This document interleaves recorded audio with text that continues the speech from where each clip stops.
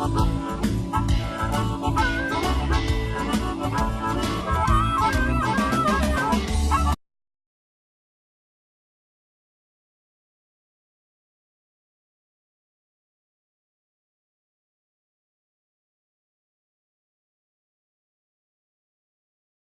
it's snug, Lerner Valley and Sandy Bay. For more than 40 years, Bennett's Petroleum has been there for all Tasmanians.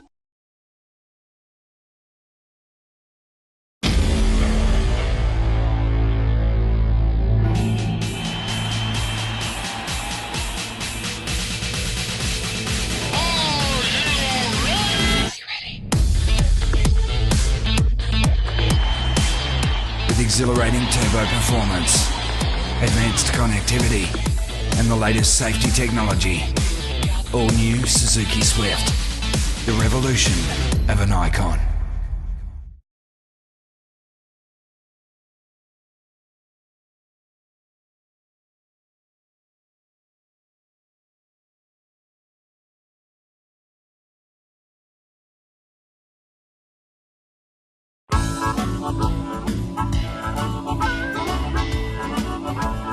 Here we go. Well, good afternoon, ladies and gentlemen. Tubes Taylor here with Duff TV for this big game. It is SFL finals between Lindisfarne and Claremont.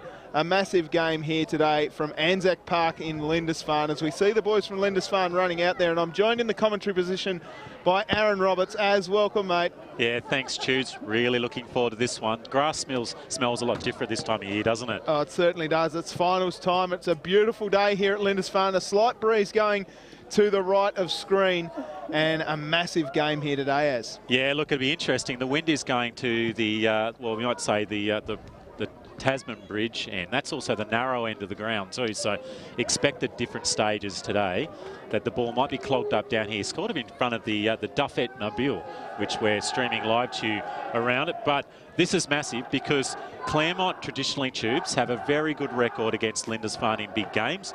Daniel Willing, the coach, has already informed us of that. So they'll be a little bit nervous. At the same time, though, Claremont have been beaten twice this year by Lindisfarne. So, you know, they've got to obviously change something to be able to get this victory. Yeah, so there we see the boys on screen, the Claremont side there. Jackie Crossan, the boy who's very, very keen. He's a superstar as well, as of course so is that man there, Brody Lang. He's one to watch out for too. The winner of this game goes through next week to play New Norfolk up at Boyaraz in what will be a game. The winner will go through to straight through to the grand final. The loser of that game gets a second chance against the winner of a whole nother. There's a lot going on. Yeah, with the other game going on today is at Cygnets. It's starting at 2:30 because of a girls' game or a women's game early on down there. That's Dodgers Ferry versus Cygnet. That's going to be an interesting clash because Cygnet are probably the danger side in the top 5 at the moment. There's a bit of unknown because they've got some run on. But it's really interesting that this game, both teams will be pretty nervous because next week is a team who's yet to lose, New Norfolk. That's true. We managed to catch up with the coaches here at Duff TV. Let's have a listen to what they had to say. Welcome here, Daniel Willing, coach of the Lindisfarne Two Blues, mate. What's the environment like leading into this big final clash? Yeah, it's been pretty good. Training's been really good, up and about. Obviously a disappointing loss against the ladder leaders last week, so we're understanding of where we're at, and we need to come today and play a pretty good brand of footy to get through a really experienced final side. Daniel, any changes from last week's game? Yeah, we got 3 changes. So we got Will Press back from injury. Casey Miller's been overseas. He's one of our important midfielders. He's back, and Justin Howard's back down back. So yeah, nice inclusions. Yeah, okay. So the players you've got to watch out for Claremont today, who have you got to keep a bit of a close eye on? Oh, look, I think they're pretty talented all over the field, but probably Jack Crossan's had an outstanding season up forward, so we're mindful of him. He hits up the ball really well, so we'll be hoping to work together as a back 6 to be able to shut him down a bit. Look, and their usual suspects, Nathan Brown, Ash Bennett through the middle of the ground, experienced, talented players, so we'll need to make sure we're on our game to shut those down. Now, you had some good wins against Claremont this year. Is that a bit of a revenge, or starting some revenge from last year's grand final loss? Oh, look, no, we haven't spoken about it. Probably seems that way from the outside, and it's nice to beat them because they have had the wood over us in big games. So we've made note of that during the week, that they've probably got the better of us when it mattered. So we're sort of all about forging our own path. It's a new group. I think we've only got 12 players from the grand final last year, so we're trying to forge a path for this group and create our own history. So, Chance, after a few losses in a grand finals and finals, is this a season for Lindisfarne? I hope so. We've first and foremost we need to get through today and see what happens from there. But look, hopefully we can put our best foot forward and we can advance and get a double shot at the grand final. Well, best of luck today. I hope it all goes well for the club. Cheers, appreciate it. Thanks, Daniel. Thanks, guys. And we'll head back to Tubes. Who's going to be chatting to Hunty from Claremont. Joined here by David Hunt. Hunty, a big game today. Massive, yeah. This is what we play for. It's been a long season and one that we just can't wait to get into. Now, we were talking earlier, you love finals footy at Claremont. Yeah, mate. Ever since I've been there, we've got to play in the business end of the season, and it's what you play for. And we've been lucky enough to play the last 4 years as a club, and this is another step in the right direction for our club. Now, you got the double chance this week, which is really lucky. The winner of this game goes through to play New Norfolk. Yeah. How do you rate your chances today? Well, we're optimistic. We understand that they're a quality outfit, and but on their home ground, we're actually looking forward to that challenge of taking them on the ground. That it is the same dimensions as North Hobart, so there's no fears there for us on their ground. And a couple of injuries today. Any changes to the side? Obviously, yourself out with a bit of a calf. Mate. Yeah, the old calf injury's got me. So hopefully I'll be right for next week. A couple of late outs with the flu actually, which is just can't take a trick. So a couple of late ins, but I'm hoping that they'll step up and do the job for us. Well, Claremont Footy Club are all about finals footy, mate. Yep. Best of luck today, and all the best for the future, mate. Into the finals. Cheers, thanks, Troops. Good on you. Well, there we go, David Hunt. We'll go now to the game live here at Lindisfarne Oval. Stick around, we're not far away from the opening bounce. All right, so there we go, not too far away from the bounce. We'll go through the teams really quickly. We're up on screen is Lindisfarne, and there's the big man, Cassidy. He is one to watch out for, the big centre half forward. We've got Miller, Clark, Roberts, Young, Edmondson, Howell, Rand, Clark, Cassidy, Van Crannon, Clark, Cunliffe, Westbury, Phillips, Trippett, Howlett, Miller, Anning, Martin, Press, who is back after a couple of weeks off, and for Zackley and Fisher, of course, they are coached by that man we caught up with, Daniel Willing there as. Yeah, and the Claremont side, they're looking to try and break the drought for this season against Lindisfarne. Jones and Fuchs. Fuchs into the side. Hobden, look out for Jack Crossan, a very useful player. Nicholas Hobden as well. Marty Allison, Nathan Brown, the 2015 William Leach medalist. Bennett, Green, Laddick, Simon Spencer, very good utility. Josh Grant, Curry Jetson, Byers, County, a super player, can move forward and through the back. Sealy, Kelly, Bester, Pace, Braden Barwick's the vice captain. Now, Brody Lang, Carr and David Hunt, who's had a few weeks out, and he will be a big loss, I think, today, because he's a bit of X factor running through that all sorts of areas through the ground. A calm head, Aaron, who's played a lot of finals, but make no mistake, they're led by their captain, Nathan Brown, who's an absolute superstar, and I'll be excited to watch him. I wonder whether he woke up set up this game last night with a regular Chinese meal that he has. He has his Chinese meal every Friday. All right. Before the game. Well, last time Nathan Brown played on this ground, he played from behind a lot. And with the win today, I'll be really intrigued because he's a man who needs to kick 2 or 3 goals.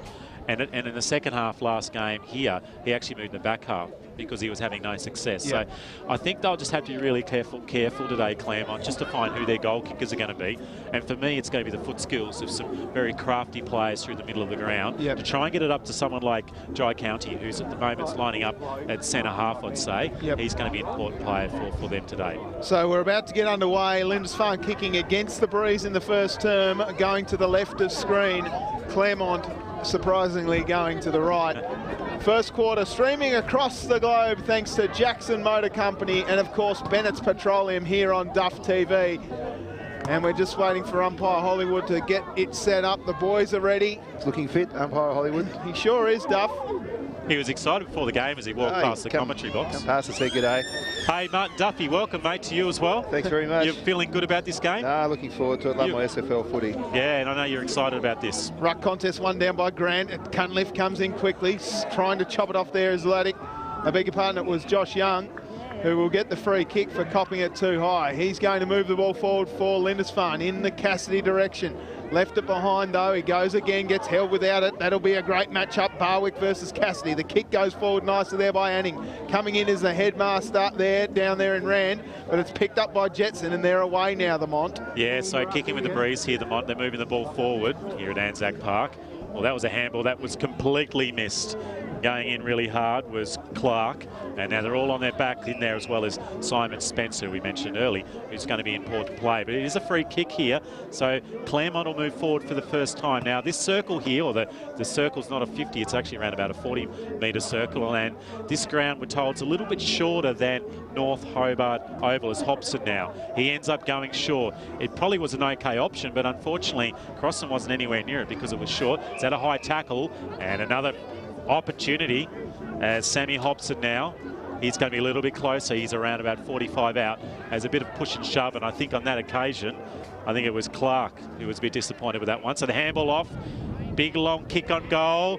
The crowd like it. No, it's touched. Touched on the line, they reckon. We'll see that in the Bennett's Petroleum replay, but I'm not sure. The umpire's obviously in the best position. Ooh. Gee. Simon Spencer doing a lot of work down there, trying to get the ball back in. Anning will bring it in for Lindisfarne. Oh, that kick didn't have much on it. Nicely picked up there by Phillips. It comes out now to Miller. Handball's through the middle. Chance now for Spencer, who tackles hard, but he slipped it. And Lindisfarne will move it again. Coming through hard there nicely was that man in Westbury. It's all Claremont here, though. They've got 1 point and they continue to attack. Nice mark taken down there by Howlett on the half-back line. And he will move the ball again. Out wide to Cunliffe. Cunliffe from centre wing, looks up, doesn't have much movement, so decides to go long down the line in the Cassidy direction. Big punch away.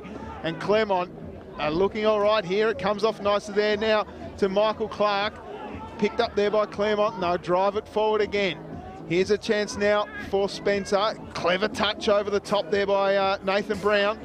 Yeah, but Lindisfarne should clear now through Howlett. Yeah, Howlett's second kick is he released to Trifford. Trifford will just go short onto centre wing to a very dangerous man in Michael Clark. Has a little bit of time, and that's just 15, maybe 14.5 metres. And Lindisfarne with their first opportunity. It's Van Cranen now.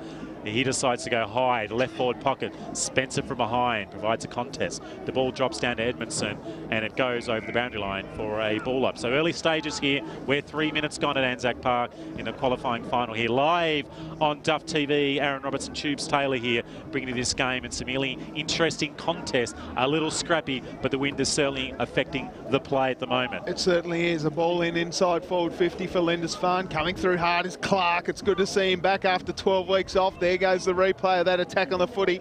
Sam Hobden, though, gets it clear, and it's gone out of bounds on the full.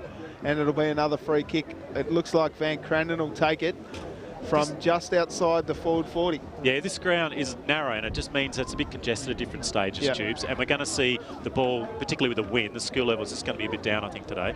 So Van Cranen with a little worm burner inside forward 50, lovely. and a strong grab taken down there by Josh Young. And he will go back and have the first shot on goal for Lindisfarne. That was a clever kick by Van Cranen inside forward 50. Yeah, well, let's just have a look at the breeze. Yeah, let's have a look at the replay in a sec on that one. But it looked like it just popped over the head of Spencer, and Young was just judged it a little bit better, as we see here. Yeah, Spencer just outrun that one. Yeah, that's Joshy Grant out Joshy there, Grant, I should say. So Young brings the ball in, and that is a terrible kick. But that breeze, it's hard. It is strong.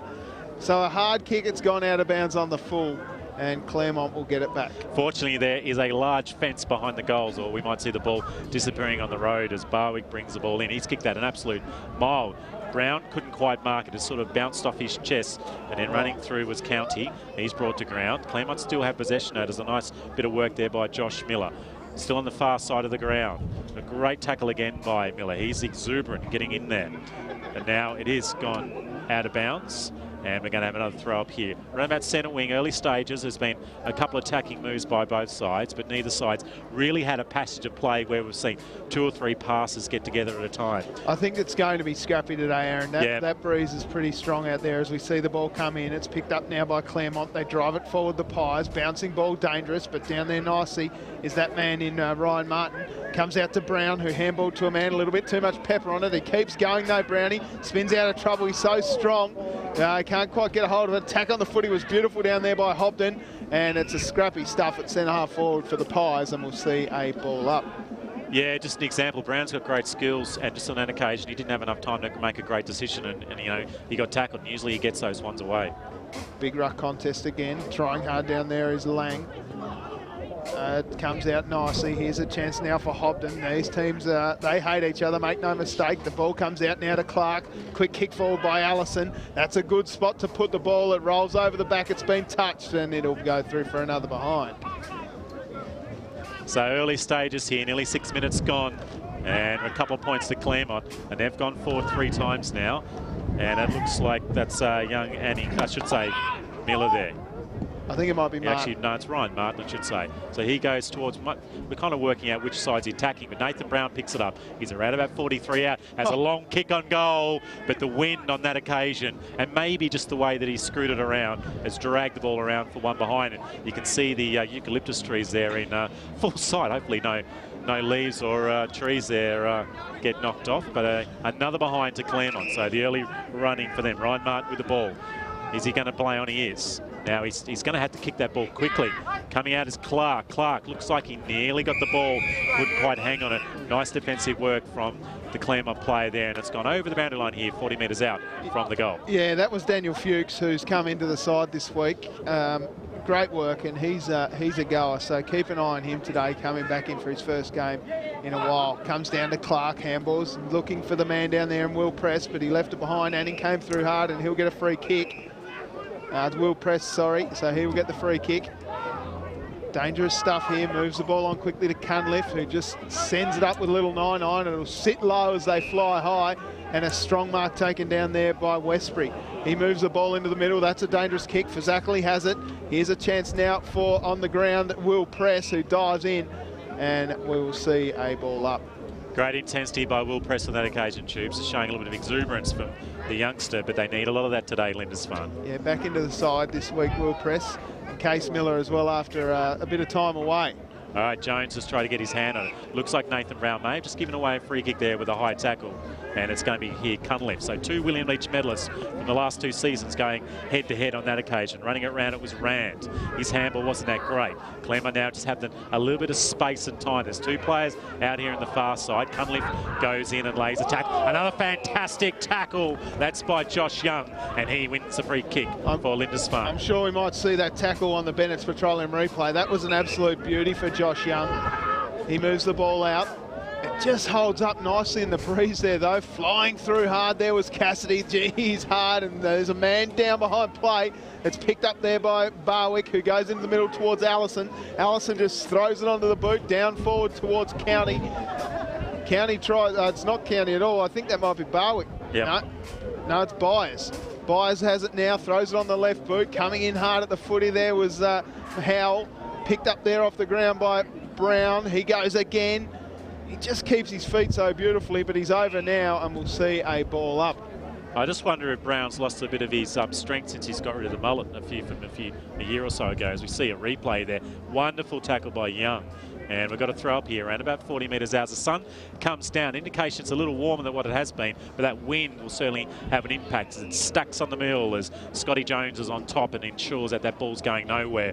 To see a well, I don't know, that's actually real hair. That's coming off his beanie. Chap in the background there. He's enjoying the stuff here. So just off the side there, Fazackley just couldn't quite get his hands to it. It's Claremont now. Just get the ball going forward, but Howlett coming out. The kick is okay from Howlett, and he finds Triffett. Triffett with hands. Finds Clark. Clark gets tackled hard. He'll be an important player today. Brown goes to his knees. Fazackley then gets a handball just into a little bit of space and getting through traffic. And here go Lindisfarne by Westbury.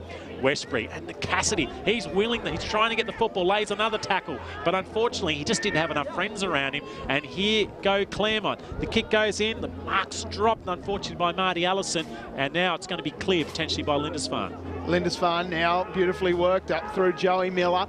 He throws it on the boot, a little bit too much on it for Ollie Rand, and Claremont will clear again.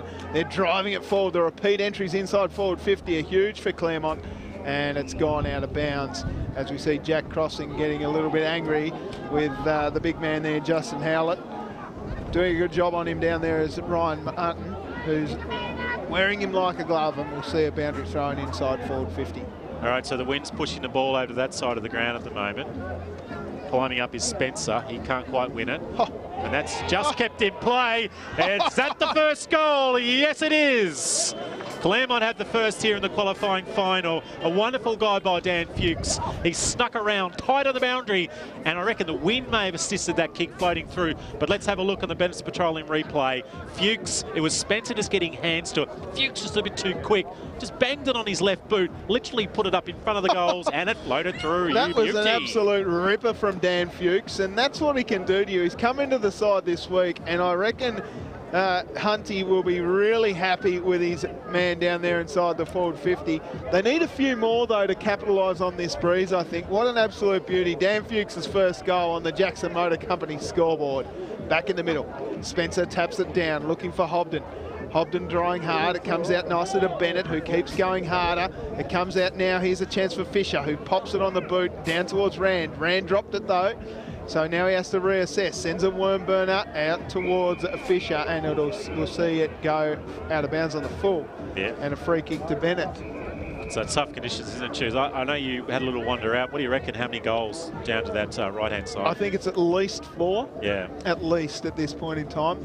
But it drops in and drops out. Yep. You know, if it starts to get up again, it can be 5 or 6. Out the ball comes now.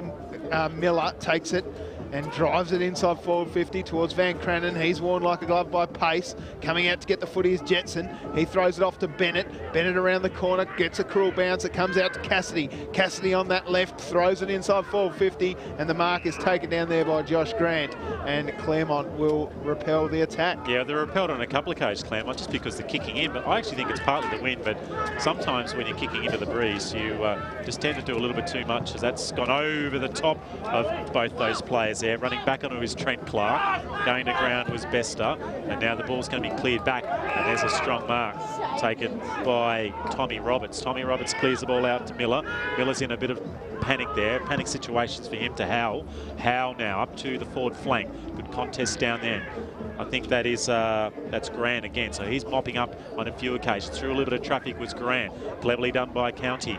But County just ran out a bit of time and running around nicely. Cunliffe, he's going to get 3 handballs in a row. So his stats are nicely up. But what he's done is cleared to the attacking side of the ground. It gets over there to Fisher. Fisher has a little bit of time. Bennett chasing him down. Nice kick on to Cassidy. Heard the whistle. Advantage. Cassidy chips in short. Here's a chance for Lindisfarne to get their first goal, but that was cleared by pace. And they're going to hold it up here. Van Cranen wants a free kick. I don't think he's going to get it. It's called play up. No, what's the umpire now? He's saying, he said he's dragged it in, and it'll be a free kick going against that man down there, Braden Pace. It'll go to Van Cranen. Advantage was there, but the umpire was too busy explaining.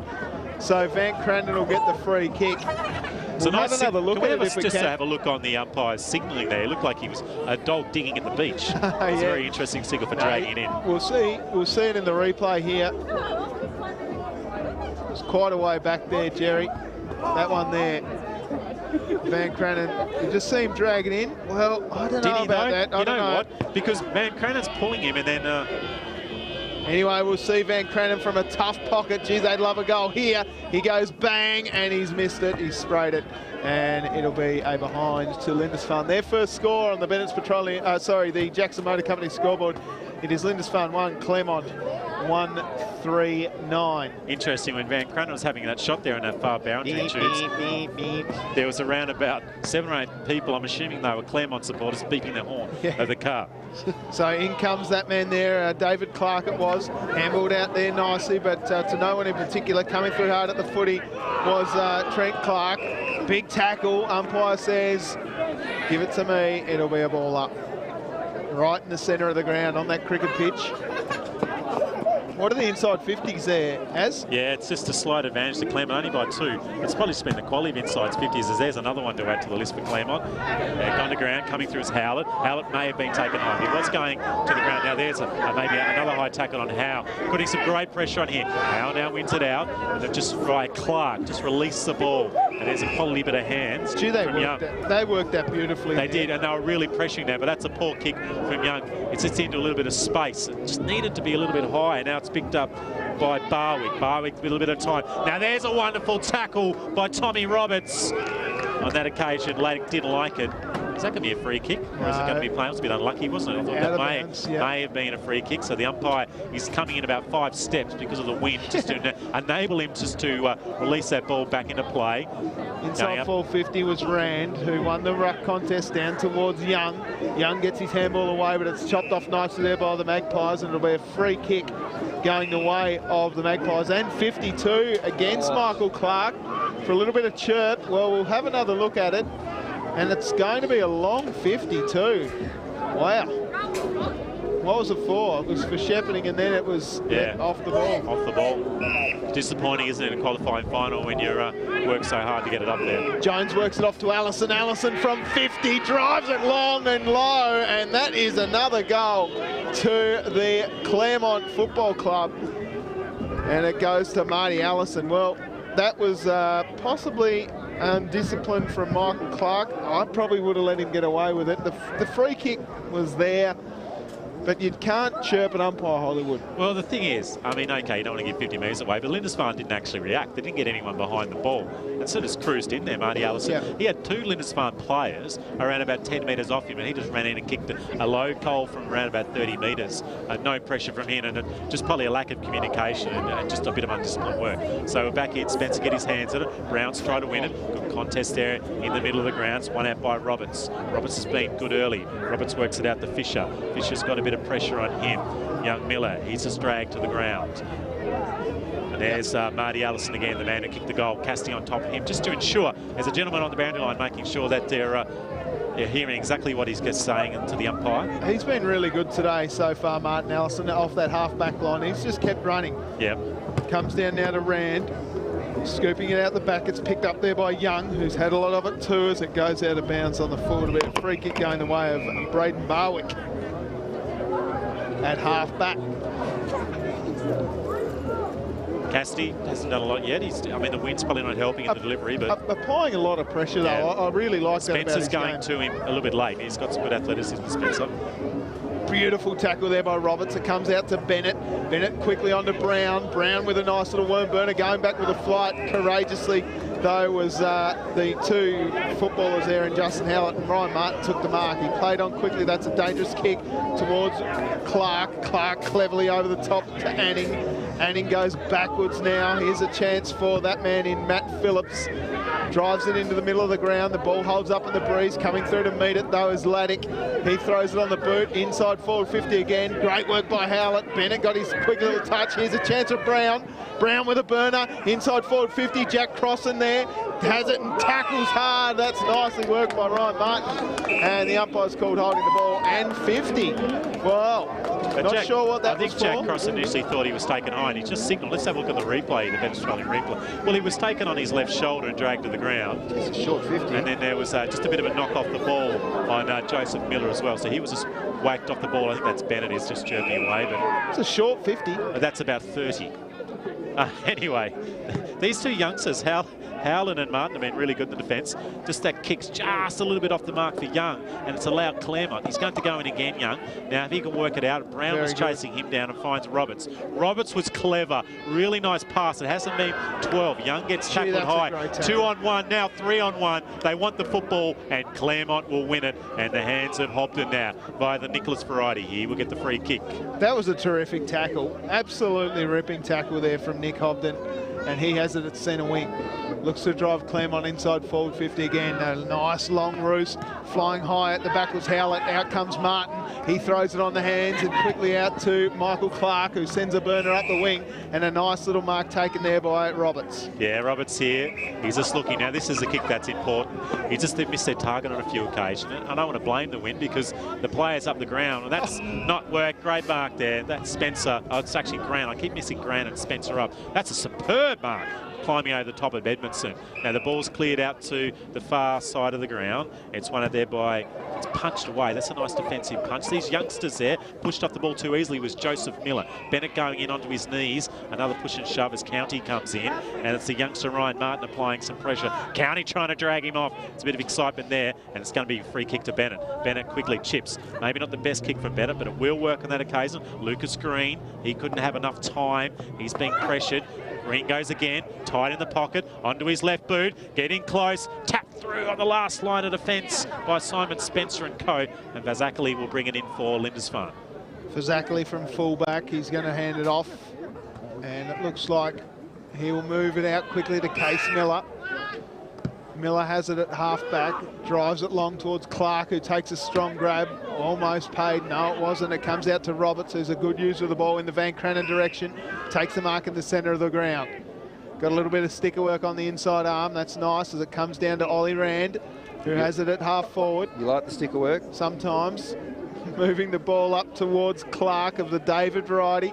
Riding him hard, though, was Josh Grant. Maybe got a trip there, and he did. Handballs off to Allison, and they're away now, the Pies. Yeah, Marty Ellis combined well. He's found Bennett. He's got it on his chest. Just in front of Joseph Miller, I should say. Now, Bennett's looking up. He's got a couple of plays. He's got Spencer for a start. He's going to kick in that direction, although it's just gone over the top, and unfortunately, it's only Justin Howlett, and the ball will go over the boundary line. So disappointing. He had lots of space, and Bennett actually called for that one really early, but just that wind. I really think it's actually probably, at this stage, probably even affecting the drop of the ball. But that's how difficult and how much wind is out there at the moment, pushing towards that side of the ground. I think that David Hunt will be disappointed with that kick. It needed to come back into the corridor. Yeah, absolutely. And the last time these two teams played, because they're the number 2 and 3, they bring the ball back into the middle of the ground through that 45 kick on that occasion, and maybe even in a way they just led the wrong way. But anyway, Van Cranen has got another opportunity. He's had a few touches. Van Cranen drives the ball long, looking over the top for Rand. Rand works onto it. He hasn't got too many friends around him, and that might be a free kick here to Claremont, and probably lucky for them. Yeah, it was a great tackle down there. I think it's Simon Laddick who has it down at the back pocket for the Pies. So Lindisfarne not really looking like scoring at the minute as the ball comes out for the Pies. It goes along. Nicely worked here. Here's a chance now for Barwick from the back pocket, driving it up the wing. Clever kick up to Brown. And this is how they can cut you up. They drive it again. Here's a chance now for them moving the ball forward. The Pies look good here. There's a man over the back as it bounces over Bester's head, and Clark will repel the attack once more. So they've looked all right, Lindisfarne, and that's a strong mark taken by Young. They look pretty good, even though they haven't scored yet. They've been repelling these attacks. Their defensive work has been excellent, and playing probably loose man defence at the moment is probably Ryan Martin. He's probably not been matching up on anyone, and he's got a bit of drive. Howlett's been good in the back half, and those two youngsters have been really good. It's just been that kick when they're getting past halfway. I'm not entirely sure who Howlett's playing on, whether he's got a direct opponent or not, but he's doing a really good job. He seems to be the third man up on a few occasions. Cutting off that extra fly, so chopping off a few marks. Fazackley now moves the ball forward, but coming out to meet the footy. It's nicely worked there by Jetson. He handballs off towards Nick Hobden. He's going to get it back here though, Jetson. Through the middle of the ground, just throws it on the boot. That's a big high up and under. Howlett's underneath it. He read it well. It comes out nice and now to Clark, who's back after 12 weeks. His third game after 12 weeks off. Kicks it up to centre wing. Oh, going back with the flight. That's just crazy by Howe. Clever kick into the middle by Press, and the mark is taken by Young. Yeah, Young, Press have been good. Young's been a really good utility for the Blues, and he brings it all up to, well, is it 2-on-1 contest? That is a fantastic mark. And great defence coming over was Nicholas Hobden, but just too strong that occasion was Miller. Miller now just attacking side of centre wing. Now this is where they need to go through the middle. That's an okay kick, and it goes back to Young, but I think it really opens it up, and they could probably even bring it here to the near side, the commentary side. It was the right option, Tubes, but unfortunately he's kicked it straight to Brodie Lang. Yep, here they go, the Pies going forward again in the Buyers' direction. It's going to beat him and roll out of bounds as the breeze has just picked up again. So we're feeling that breeze go up and down all throughout this quarter. 24 minutes gone on the Jackson Motor Company scoreboard. It is Lindisfarne 1, Claremont 16, 15 points the difference in this first They'll need a couple of goals here, Claremont, just to get their lead out. Fazackley with a right fist, punch the ball on. Bennett for Claremont, tries to win it. Cunliffe, he's under pressure. Cunliffe just had no time. Every time he's picked up the ball, Claremont have been all over the William Leach medalist. They've done a really good job of trying to corral him. They're not actually matching up on Cunliffe at the moment, but just that pressure around him is he hasn't been able to have his influence. Just having someone near him, close to him. So back in the ruck again, Spencer versus Fazackley. Spencer wins it down with two hands in towards Bennett. Bennett, just that big body, gets it out somehow, and the kick forward goes again, and a mark taken there by that man in Michael Clark, who drives it on the boot. The mark wasn't paid, didn't go far enough, and a beautiful strong grab down there to Cassidy, who's a little too far up the ground for my liking. Need to get him down forward, but I guess that's the way it goes when you're playing footy in this sort of breeze. As the ball comes out there for Hobden, Allison gets it again. A nice tackle laid on that man. I think it was Todd Kelly who drove it forward. Clark again with his hands on it towards Cunliffe. Oh, great work down there by Scott Jones. He's got two to beat, and the coach is going to be happy with that, causing a 3-on-1 into a 50-50 situation. They're away then, Lindisfarne. For Zuckley, if he got his hands in it and got the handball out, they were definitely away, as we see the Bennett Petroleum replay. Zuckley was going in and they did a fantastic job. Yeah, all right, so we're away again. Cunliffe now. Here he goes. A bit of run, bit of bounce. Gets around one. He's going to have to kick it soon. He's got to make sure it's a good kick. Van Cranen up there. He can't quite win it. And it's picked up by Lang. Here go Claremont. They're going to win it out by Pace. Pace kicks the ball up nicely. Now, this will be interesting because the next kick for Spencer, and there's a lead by County, and there's a man just on the far side or the near side of the ground here. It's going to miss him as well. Now it's kicked up. Howlett with the punch over the top. Clark wins it out. He's been prolific down there trying to work the ball out. Press, that's by the William variety with the long locks. Delivers the ball wide out to Young. Joshy Young, Joseph Young, I've called him Josh twice. He goes short up the wing, and that's a terrific kick. Cassidy coming out, and he's coming a long way up the ground. And in fact, it is Josh Young. Cassidy's a long way away from his goal, isn't he? Yeah, as you said, he has to be. I think he has to be with this, and that's a beautiful work down there by Edmondson, who's running the ball inside forward 50. Here's a chance down inside that, deep inside the forward line for the Two Blues. But going back there, beautiful work by Martin Allison, who's probably been best on for my liking in this first term. Glad did a good job there too. Yeah, it's been great work down there. Tegan Westbury, was he one out then? It looked like he may have got a free kick high, but just it's really difficult. These are good defenders, this Claremont side. Claremont went it down. Allison again with the kick, just throws it on the boot, but Clark has come up the ground, goes around Brown.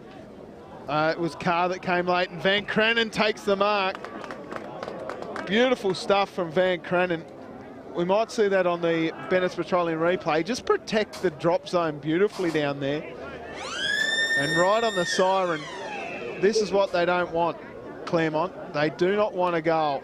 But Van Cranen's the man to do it. He missed one from about 3 metres out last game we called as the sirens go crazy, and Van Cranen loves it.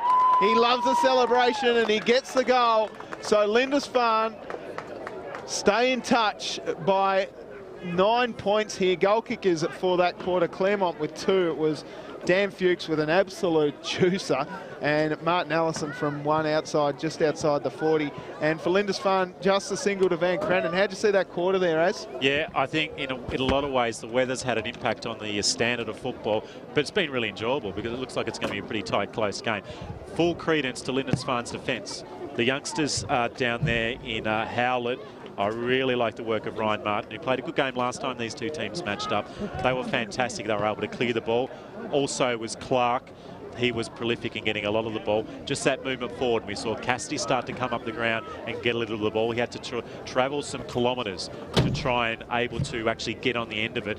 Just on a few occasions, though, the delivery was a little rushed into the forward line for Lindisfarne, and they were unable to maybe get a couple of shots on goal. But we do feel it's a 3 to possibly 4 goal breeze here, and Claremont will be looking to try and bunch it up, and they may put a loose man in attack, or I should say in defence, in this second half, as they'll be kicking into the breeze in the second quarter. But it's Lindisfarne. They got the late goal by Van Cranen. They're 1 goal, 1-7 versus Claremont. They're 2 goals, 4-16. And we're going to have a quick break here on Duff TV.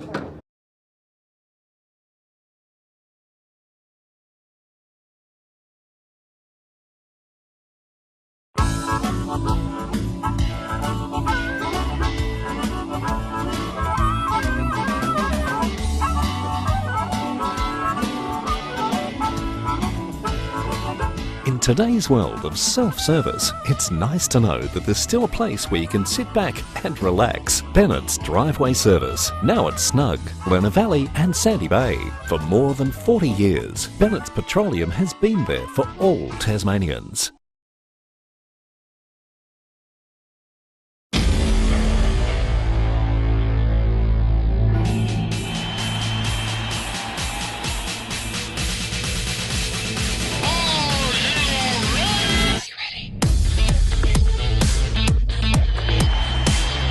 Exhilarating turbo performance, advanced connectivity, and the latest safety technology.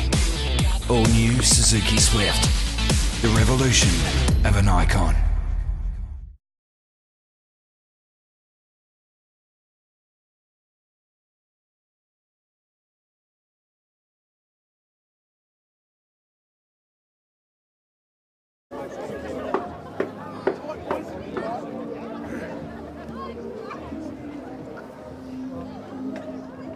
pretty good start in the first 10 minutes. Okay, our attack on the ball was really good. We put some pressure on. We made 27 tackles for the quarter, so our pressure around the ball's okay.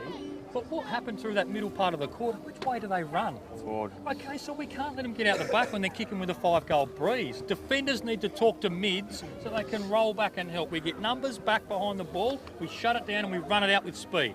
Right? What do we say is going to catch them out at the end of the day? Speed and fitness. All right, so we need to make sure that we push back in numbers, help out and run it out and make them chase us and make us defend. All right?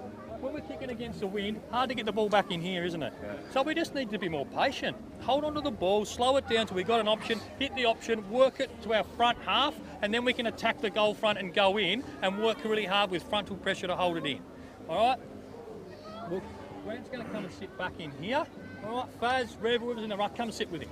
All right, make him accountable. Okay, and we'll back our defenders and our mids to be able to shut the ball in our front half. All right, and then we get a contest. Don't kick the ball down the line.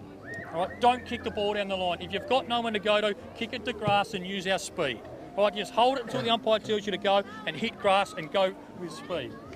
All right, we're going to isolate Fritter at the start of the quarter. All right, that will change. That will change, but we'll isolate Fritter at the start, everyone else up. We need to get the ball in motion now that we've got the wind. Right, it won't do the work for us, but we need to keep the ball in motion. Let's use it, all right, give hands, wheel and go, whatever we've got to do, use hit-ups, okay? Make sure we use hit-ups, and then when we get a chance, go one out, and in we come with manic pressure when the ball hits the ground. When they get the ball, where they want to go, other side of the ground, they shut the switch down. Really work hard on front half footy, okay? So the work around the stoppage, and that was all right, but you just got to make sure that when they leave the stoppage, we're accountable. And it's talk and it's listen. All right? We knew it was going to be tough, didn't we? They're not going to come here and fucking roll over. All right? So we knew it was going to be tough. And we said today's the day we start the journey to leave a legacy that those that come after us. So we need to make sure it's 4 quarters of intense pressure, contested ball, and when we get our chances, we nail them. Let's go, boys. Let's go, boys. Wow, Az, did you hear that, mate? Unbelievable stuff from the coach, Daniel Willing. It's very, very... we said before that he's quite a quiet sort of a guy, but he speaks. When he speaks, he says great stuff, doesn't he? So he's relying on the pressure and the pace of his forward and the fitness. So there you go, straight from the man's mouth right there at quarter time here at Anzac Park. Thanks for that, Tubes. Wonderful work, mate. Right in there. Tubes was actually so close. You could smell the liniment of the players and also hear the excitement of Daniel Willing's voice.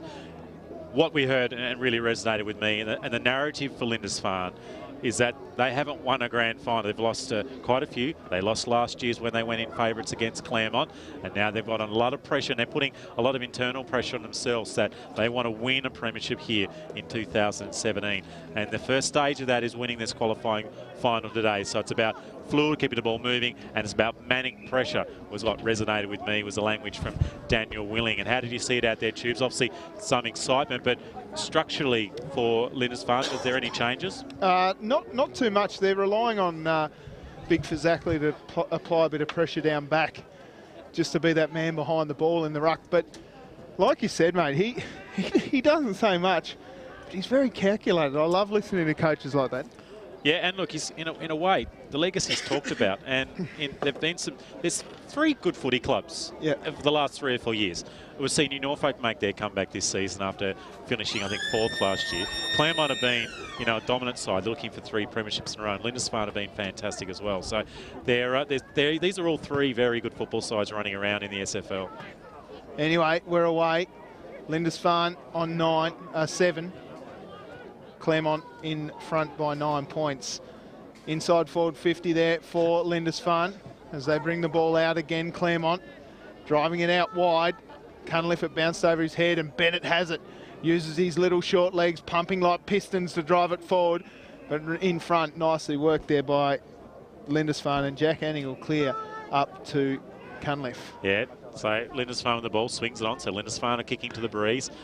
With the breeze, good mark by Cassidy. Now Cassidy's within range here. He's about 50 metres out. Decides to go high to the front of the pack. He's trying to find Edmondson, and the hands coming over the top was Lang, and it's going to go through for a minor score. So on that occasion, it didn't quite work out, but not a bad option to kick it in as Lindisfarne get that back now. 8 plays 16. Early stages here. We're a minute gone in the second quarter. What I can say at quarter time there in the Lindisfarne huddle, you could really feel the belief from the players. They are absolutely invested in this footy club, and I love seeing it. But make no mistake, Claremont are as well. They're a very, very proud football side and a very, very proud suburb out there. Yep. They should be. They're a great footy side. As we said, these are two really good. I think they've matched up quite well today. What I like about Lindisfarne is that ball's just dropped by Josh Young, and he's going to try to go in. Fazakali's just on the wide there. The handball quickly over the top by Grant. This ball's still in play. Cunliffe tries to run through traffic. There wasn't a lot of space for Cunliffe. It's like being on the Sydney Harbour Bridge when it's full at 5:30 of traffic. Now the ball's on the far side of the ground. Jones is trying to work it out. He's unable to do it. Also running in there is Green for Claremont, and the ball will go over the boundary line in front of a chap wearing green, and that is the boundary umpire who's going to have to do a lot of work today on the, well, we'll call that the hillside of the ground, away from the water here. Yeah, I don't think the boundary umpire on this side's going to be doing too much work. That breeze is blowing at, as we said, a 45, probably directly to the left, right of screen, sorry, but the ball's going to be spending a lot of time over that side. So there he is again. He's trying to fix his hair as well at the moment. Don't worry about that. Well, it's good that he can still fix his hair, Tubes. Yeah, that's true. Now, just going back to the game here, I think it's kind of started off like the first quarter, a little scrappy. Teams just trying to adjust to the conditions again. We live in Tasmania. Yeah. We should be used to wind, shouldn't we? Yeah. It's been a great winter, but a free kick's been pulled out. It'll go the way of Joshy Grant. Haven't had too many big rain days down here, so Grant moves the ball out towards the wing. That's a clever kick towards Spence, who'd left it behind. Chopping in nicely there is Sam Hobden as the ball rolls forward. Playing in front, I like these Lindisfarne defenders. It comes out nicely through Miller, and then that man Ryan Martin, who threw it on the boot. Up through the middle to Young. Out comes Cunliffe, who uses his pace, drives it long inside forward 50. Danger ball over the back. It rolls, and it rolls out of bounds. Boundary throw-in. Yeah, we've got Edmondson and Brody Lang playing one out at the moment in the forward sort of last 20 metres of the Lindisfarne's forward. We'll say forward 40. So just working hard here, Lindisfarne. They really need a goal just early on here, just to get a bit of momentum, and as we said, that manic pressure, which I think both teams are probably applying at the moment, so it's got a little delay. Now the ball's going to be returned in play. Fazakali trying to go up against Grant. The ball's just sort of sprung out, looking for Van Cranen. Van Cranen doesn't have a lot of space. He's like the car park down there at Sandy Bay Coles, no space at all to get out of there. And it's gone over the boundary line. We'll have a throw in here. Early stages, we're nearly 4 minutes gone here in the second quarter. In the SFL qualifying final on Duff TV, and the young lad there, his right arm, the boundary umpire's bicep, will be quite distinguishedly large by the end of the game as those two big ruckmen go again. Yeah, tapping it out the back there to Hobden. That is Nick Hobden driving it forward, and a strong mark taken down there by that man who's probably been one of the best on ground, Howlett. Down towards Rand. Rand has it in the centre of the ground. With the wind, I wouldn't put it past him here. Yeah. Seriously, he is a beautiful kick of the footy, Ollie Rand. And he's got the stack it on, so he'll be aerodynamic. And let's see what he can do. I love how he's matched the helmet and the mouth guard. That's beautiful work. Anyway, Rand coming in, driving it, won't get the journey. It'll sit up. Fazakali at the back, and a strong mark taken in the square there as the breeze just got a hold of it, and it is Edmondson. So I called Edmondson before. He's playing one out, and on that occasion actually it even better with him. That's a big pack mark at the Bennett's Petroleum replay. He's about fourth man up. He had Cassidy next to him as well. I think in the end Cassidy may have just made sure the ball didn't pop out and kept it in his hands. So this is what they wanted, Lindisfarne, a quick start here, and he just gets it through. The breeze did get a hold of it, and he's hit the the Jackson Motor Company scoreboard. It is a 2-point margin here, 5 minutes into the second term. Lindisfarne 2-2-14 to Claremont 2-4-16. Tell you what, there's no easy goals. He was 15 metres out there, Edmondson, we see in the Bennett Petroleum replay. He kind of just popped it through. It just like popped it over his head. I mean, he probably could have thrown it further. Yeah, I'm not sure about that. That was, you got to go back and kick. Just kick go through back the and footy, kick normally, yeah. don't you? But anyway, goal there to Lindisfarne. They've got it back to 2 points here. 5.5 gone here in the qualifying finals, second quarter. We'll try and get some details on what's going down there in Signet with the big game down there. I'll get onto that right now. the elimination final. Cunliffe's starting to get more of the ball too. He passed on the Howler. So this has been the big change in the last 8 or 9 minutes. It goes over the top of Rand's head, but that should be fine because although Claremont do have a few numbers down here in the back half by Sealy, work the ball wide, trying to find County, and it doesn't. All it's done is find the fence. And there's some of the supporters that have come down from the Mont who are used to finals footy as well. Those fans there, it's like rock up, it's spring. I'm from the Mont. I'm going to come along to spring footy. It's all about spring footy. Hang on, look how far this boundary umpire needs. He's coming about 40 metres. Yeah, ruck contest, one down. It's coming through hard was Bennett left behind. County trying hard, haven't called his name too much. Comes out nicely, Allison battling manfully. Bennett throws it onto that left boot. Inside forward 50 for Claremont, and a nice mark taken down there by Joey Miller. Miller moves the ball out wide, finding Anning. Anning from half-back for Lindisfarne.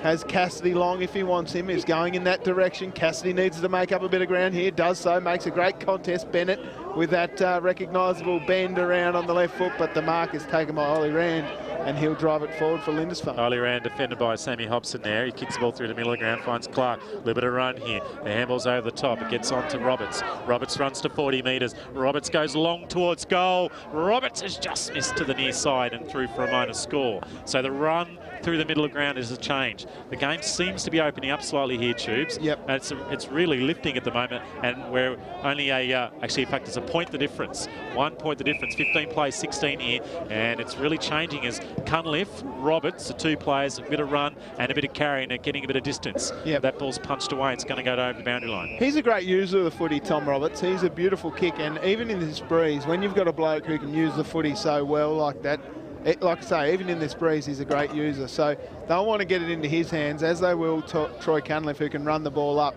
So boundary throwing it half forward for the two Blues.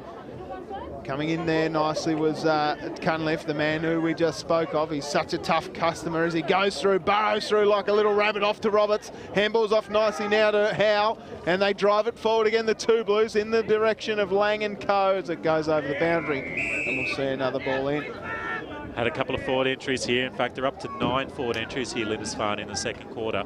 So they're dominating proceedings. And in that first quarter, it was nearly even. Yeah, they had 9 entries for the whole first quarter in that Lindisfarne. So beautiful work, and we saw the number of tackles that they had coming straight from Dan Willing's mouth. He said they had 26 tackles in that first term. That's a lot of tackles. That's a lot of tackles. There'll be some tired lads at the end of that. Time man is Sammy Hobson, who's the last man off the ground. Hands ball out. We're about 20 metres out from the Lindisfarne goal. Push and shove. Grant gets in there.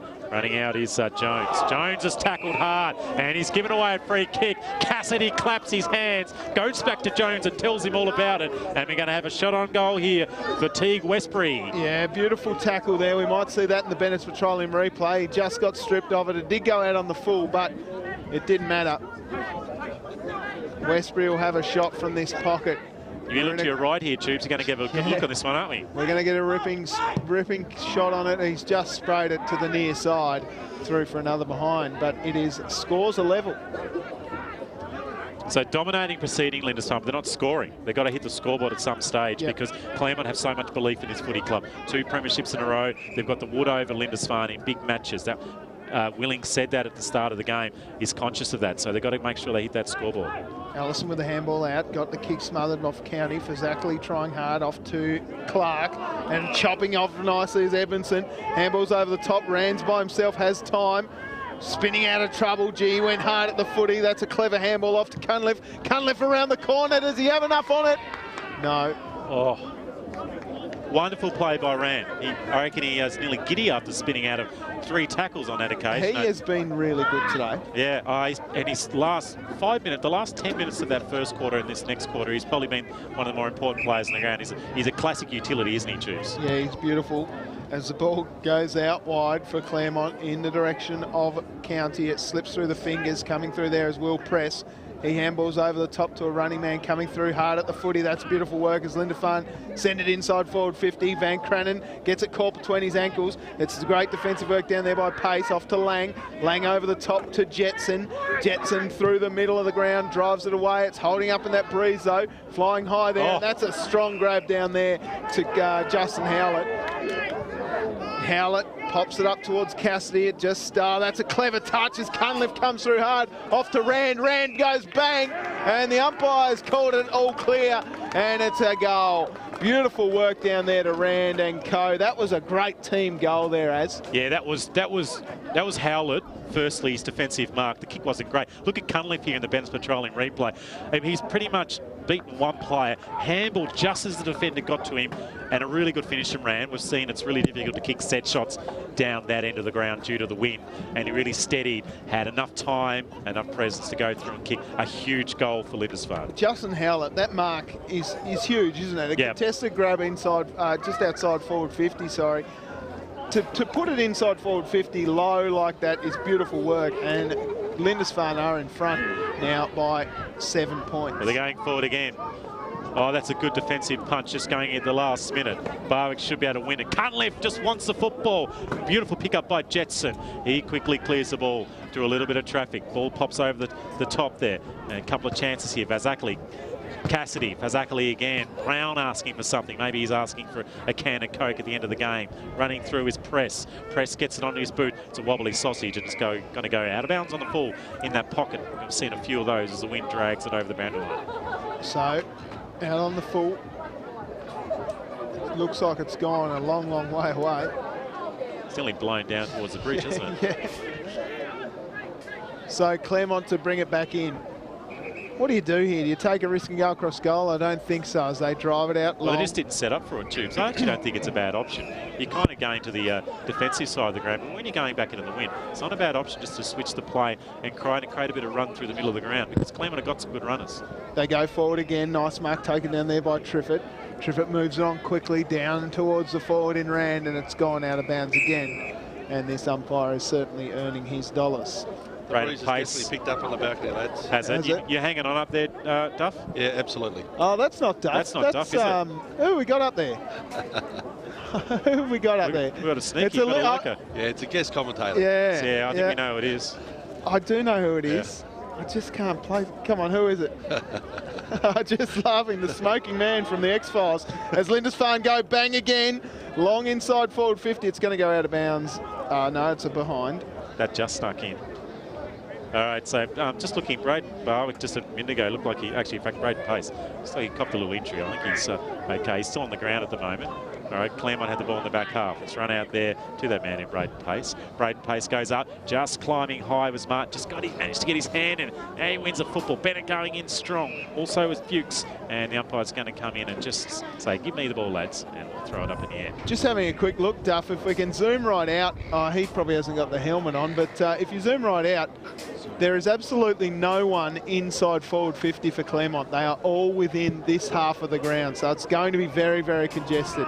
Pretty lonely down there if you're a forward for Claremont. Claremont are yet to get an entry into their forward 40 metres. Really? Yeah, no entry. And it's over nearly, it's about 13 entries, and now it's 14 entries for Lindisfarne. As the ball's kicked high, unfortunately, though, it's all players at the back there. Laddick couldn't quite mark it.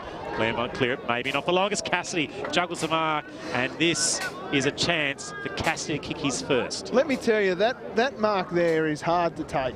That is a very hard mark to take when it's going into the breeze and it holds up in the breeze like that. Yep. A very, very tough mark to take. So he's done really well, considering he was looking the opposite way to the way the ball was coming. So Cassidy, from a tough angle, he's such a big unit, just gives his hands a little bit of a spit and then whops it all over the burley. Not very hygienic, is it? No.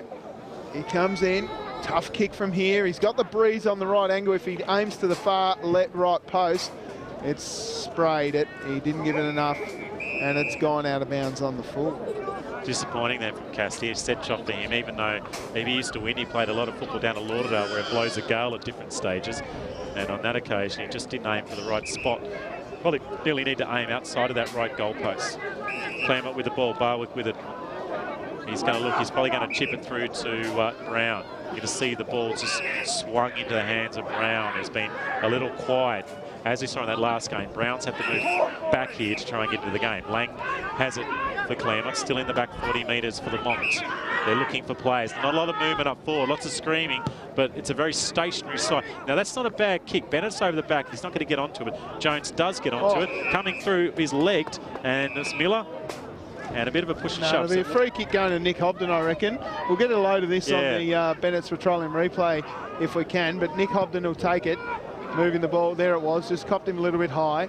Out wide towards Jetson. Jetson's got Cassidy hot on his hammer, and Cassidy tackles beautifully, and the ball will go out of bounds. And Claremont will be reasonably happy with that, I think. Well, they've got to be happy with any time they hold it up on that attacking side of the ground, particularly centre wing, where nearly every goal's been scored from a centre wing contest, driven the ball through the middle, and it's been shots from there that have been the problem for both teams. So ruck contest, trying to work it down. Case Miller gets a hold of it, off to Clark, throws it on the boot, inside forward 50 and chopping it off nicely though. Josh Grant floats across the back and handballs off to Jetson. Jetson straightens up. Out towards it with the one man out there in Nick Hobden, but it's a 3-on-1. Van Cranen straight off the bench, sends it inside forward 50. That's a rubbish kick. And it goes out of bounds. Well, Edmondson was all by himself in that right forward pocket. Van Cranen couldn't find him at all. It wouldn't be me calling a Lindisfarne game if I didn't rip into my old mate Benny Van Cranen. He's a great fella. Well, he's kicked an important goal in that first quarter. Hasn't done a heap since. It's been hard for him, I suppose. We've got a throw in here around about 40 metres out from the Lindisfarne goal. Fazakali with his hands on it, gets on to Fisher. Fisher can't win it. He then goes and lays a really strong tackle. A lot of players. Brown looks desperate trying to win it. Fisher again just pops the ball up. It's punched through by Westbury. Another high, maybe a high tackle on Van Cranen. It wasn't a tickle, it was a genuine tackle. Cassie falls over his own feet. Maybe his shoes are a little bit too big. Pushing off there is Howe.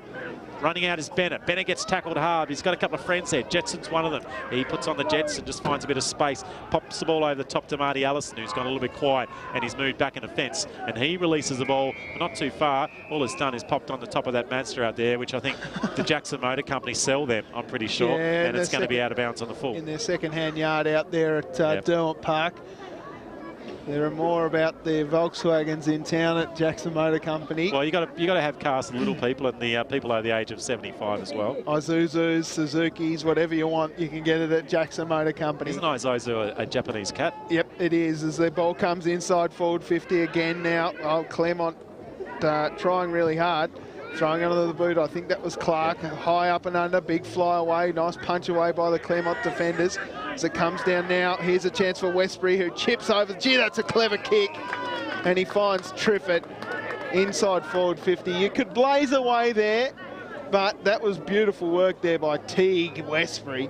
You just like a player makes good decisions. So you win sporting events, well, you win sport by making better decisions than the opposition. And in that case, he just stopped, looked. He had two plays, could have got Clark as well, and in the end, he kicked to the right person instead of blazing away and having a shot on goal. So here we go. Here's a chance for that man, Triffett, who you'd think with a name like Triffett, hands over the front of the ball, very interesting. You think he'd be playing for New Norfolk. He sprayed it into the post. And Lindisfarne register a minor score. 9 points the difference. Tubes, Claremont are still yet to go forward. They still have not have an entry into their forward 40. It's very interesting, Aaron, to remember that last time we were here, I called this game last time out at Anzac Park. The score was 100 to 125 or something crazy like that. It is currently one of the lowest scoring matches of the SFL season as Claremont bring it up inside forward 50 again. Here's their first entry. It goes through the fingertips of everyone. Over the back, here's a chance for that man coming hard at the footy. He attacked it beautifully, Bailey Bester, but it's gone out of bounds, and we'll see a boundary throwing. So later stages of this second quarter, dominated by Lindisfarne, but Claremont are very much still in the game. They've kind of tightened up and tried to play a bit of defensive. They've thrown an extra player in defence.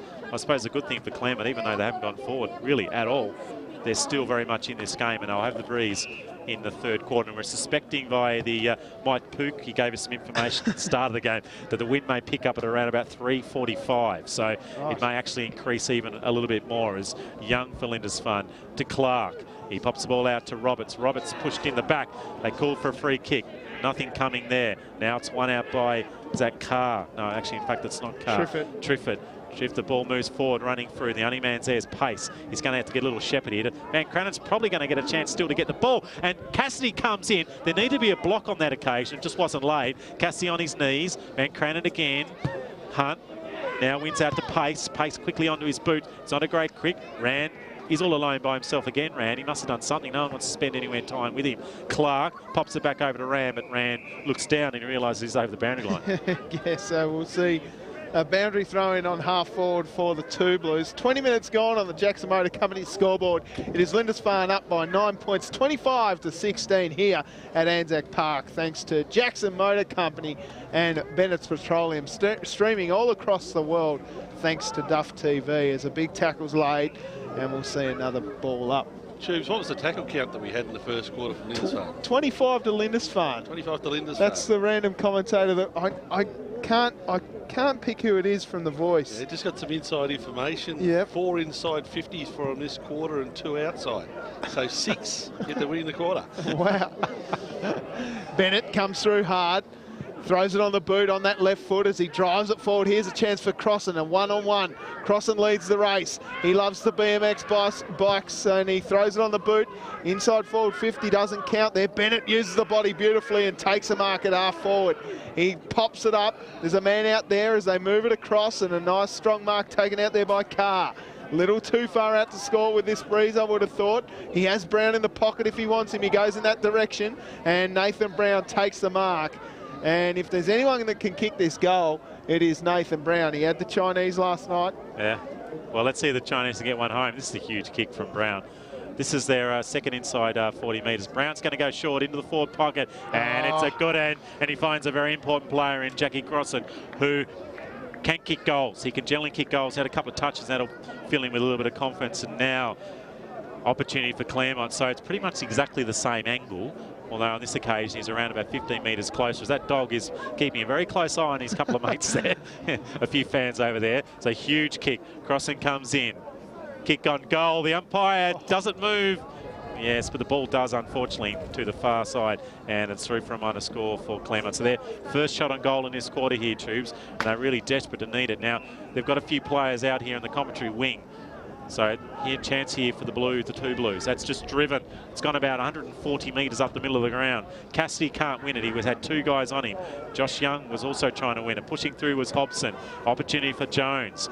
Jones decides a handball backwards. The ball's kicked long in by Barwick. Good contest coming through. And that might be a free kick here to Lindisfarne. The umpire says play on as he waves his right hand in the air and signals it. And Lindisfarne on the counter-attack here. And they drive the ball up here to centre half forward. And there's a great mark by Van Crannon. Swings around from 45. Drills the ball long, looking for Edmondson at the back. Oh. And what it is, Edmondson grabs it in his hands. And he'll go back and have a shot on goal in exactly the same spot he had one earlier to see if he'd extend the lead here for the Lindisfarne Blues. Gee, that's a clever kick from Van Crannon, but an even better mark to Ryan Edmondson, just right at the top of the square. Absolute ripping mark. Not much that Brodie Lang could have done there. It's just been a beautiful kick to advantage to that man Edmondson. And he'll go back. Wonder whether he'll kick that interesting style again. He does, and he drives it through the middle. 6 points again to Lindisfarne. They extend their lead out to 14 points. And it's a game on here at Anzac Park. I think when you've got the wind coming through, you often want to play just a little bit from behind. Often the defenders will try and get in front. And Edmondson, he's a really good athlete, and he's well over he's about 6'3", 6'4", and he moves around really well. We saw him climb for a mark a little bit early in the quarter, but then we're just seeing that he's not a bad contested mark, and he just got that spot where the drop of the ball is, and now Lindisfarne just have a small lead, and in a low-scoring game here in the qualifying final, it's going to be quite important that this lead is held here. With 24 minutes gone here in the qualifying final in the Southern Football League, as Lindisfarne looking for glory in the qualifying final next week. They'll be tripping up to the Valley of Love, one of these sides, to face New Norfolk, who are yet to lose. Here they go, Carr, that's a clever kick towards County, and County should go back as Cunliffe is down behind play. But County, that was a clever kick from Carr into County's arms. Just lowered the eyes beautifully, didn't he? And County needs a lift, because I rate this guy. He's a good mover. He's a over 6 foot. He's got a good set of hands. He's a really good kick. And this is going to be a massive kick for Claremont to stay in front as County comes in onto his left boot. It's a wobbly pasty, and unfortunately all it's done is actually, is it still in? No, it's one snuck through for a behind. one behind. Disappointing kick there from County. So Lindisfarne bring it out in the Fazackerley direction. It goes over his head. It should be a free kick going the way of Fazackerley for chopping of the arms by Will Byers. Joe Miller will give the footy back. Rand leads, doesn't get on it, keeps going. He decides to go longer still in the Cunliffe and Co direction. Cassidy came through hard, he flew high. Here they go again through, I think it's Westbury who puts it in the Van Crennan direction. On his hands and knees, can't quite get it, but Pace does really well. Handballed off. Jumping in there is Clark, who throws it on the boot. Gee, that's a good kick going back with the flight though. Lang leaves it. It's touched through for a behind. Too high off his knee. Off the knee. Yeah. Great call there for the goal umpire. I believe that's former Clarence great in Sean Williams down there flying the flags. There you go. What an insight there. Bit of information from the smoking man in the jacket. Claremont have the ball here. They're just hanging on here, Claremont, you feel at the moment. They haven't been able to score a goal in this quarter, but they've just got a few inside 50s, or inside 40s in the last little moment. Trying to win it out there was Marty Allison. Probably need a lift from him. Howlett just quickly turns the ball around the corner, looking for Edmondson, but running out is Brody Lang. Brody Lang for Claremont. He hasn't cleared it far enough, and that's a clever chip. Oh, going through his marking, that is Clark.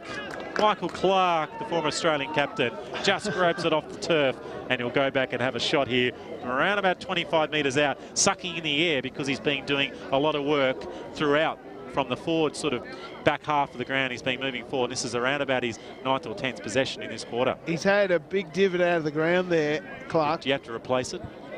Yeah, probably as Clark comes in. A nice kick off the boot, and it's just snuck in.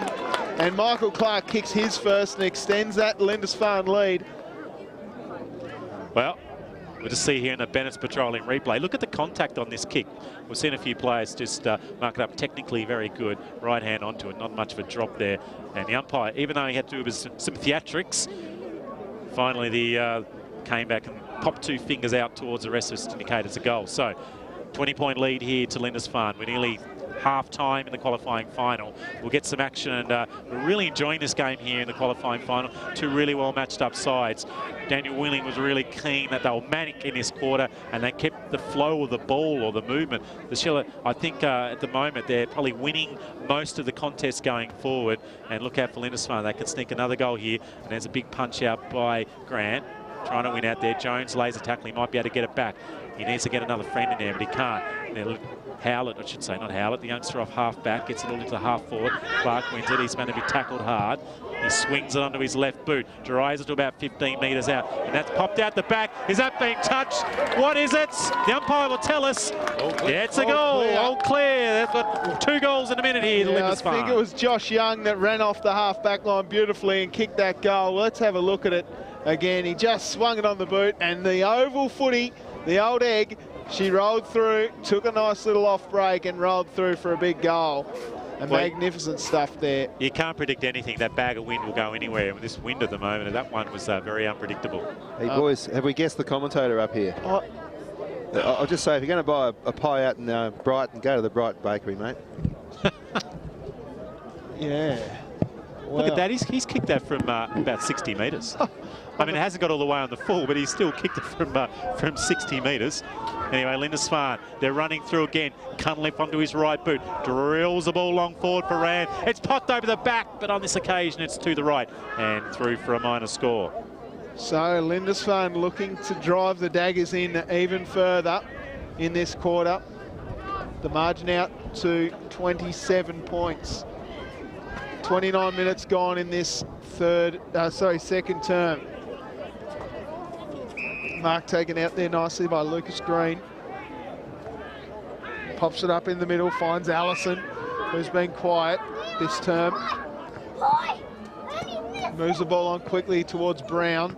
Brown does really well, but it goes out of bounds. And we will see a boundary throw-in. Brown playing from behind again into the wind. It's going to be really hard to mark the ball. He was quite annoyed with himself because he booted the fence with his right boot after that one. So throw up here. County might be just in the ruck here. He might be going up against Clark. The two of them are nice and evenly matched. Probably Clark with his hand there. The ball's punched over by Bennett. Jones might be able to run onto it. He can't. A couple of players going in really hard as Jack Anning popped out the back now to Bennett. Bennett onto his left boot. Kicks the ball long to centre half forward. Defensive punch by Miller. Ball's still kept alive by him. He just needs to pick it up. He couldn't pick it up. Now it's picked up by Green. Green just picks it up. Good contest down there. Lang, or I should say Carr, nearly won it. Still a chance here. Now it's going to be run out. They just get one good kick here. County couldn't win it. Lindisfarne with a few. Swinging around is Fisher. Fisher moves the ball on. He might get it back here. Here go Lindisfarne through the middle of the ground. There's a good bit of defensive work. Marty Allison was great. County comes in and they're going to get a free kick. I think that's an absolutely ripping tackle there by Marty Allison. He's one of my favourite players. Watch this. Perfectly executed. Just left it behind there, Fisher. And a 50-metre penalty as well for some reason. Anyway, I think it's against Trent Clark. He won't be happy with that, Trent Clark. Well, Matty Sealy was in there. He kind of laid a, I don't know what was involved. He kind of laid a tackle late, but I don't think that's necessarily a 50 metres, but there may have been something said. 30 minutes gone in this term, a massively drawn-out quarter on the Jackson Motor Company scoreboard, and Allison needs to kick this goal to keep Claremont in touch. Oh, look at that. The wind just grabbed a hold of it, and Clark will come through and just give him a little touch on the backside. But he spent many a year here practicing at this ground. I think all his junior career was here. Oh, right. Howlett takes the ball up towards Clark. It's gone a little too far. As he says, I was looking into the sun. And we'll see a ball in. That is, of course, David Clark. Disappointing kick, wasn't it? I mean, great contact off the boot, but he needed to aim that one, probably left-hand post. And it was really important that Claremont just got a bit of belief, bit of momentum going into this second half, or the half-time break. The oranges will come out. They may have to have maybe a couple of extra oranges there just to get them motivated. Anyway, we're back in the ruck contest here. Phillips is going up. He can't win it. Pushing off the man there as Lindisfarne. Wobbly kick going forward. Chance for Clark if he could just get on the end of it. Big push out, and that's going to be a free kick. The umpire is right there. Vazakali's going to have a shot on goal potentially from around about 40 metres out, directly in front. So this is a really important we see on the Bennett's Petroleum replay. Oh, disappointment for Joshy Grant. He thought that he was okay, and that was legit, but it was a big push. Yeah, push in the back. So Vazakali from about 45 metres out will kick from directly in front. The breeze just swaying in front of him. Throws it on the boot. It's a good roost. He's collected a lot of it, but he's sprayed it a little bit too far. And Lindisfarne get another point. So they bring it out towards Jetson in the fluorescent boots. He puts the jets on, Jetson, and he goes forward again. Driving it long towards Bennett and co. Mark taken down there. That's a good, strong mark taken there by Matty Carr. Brown wants it, doesn't he? He handballed off. So Brown. I wonder whether the timekeeper's gone to sleep. It's 33 minutes gone in this term. Ball over the back. Free kick going the way of Claremont as they look to move it forward. Gee, there can't be long left. It's Green.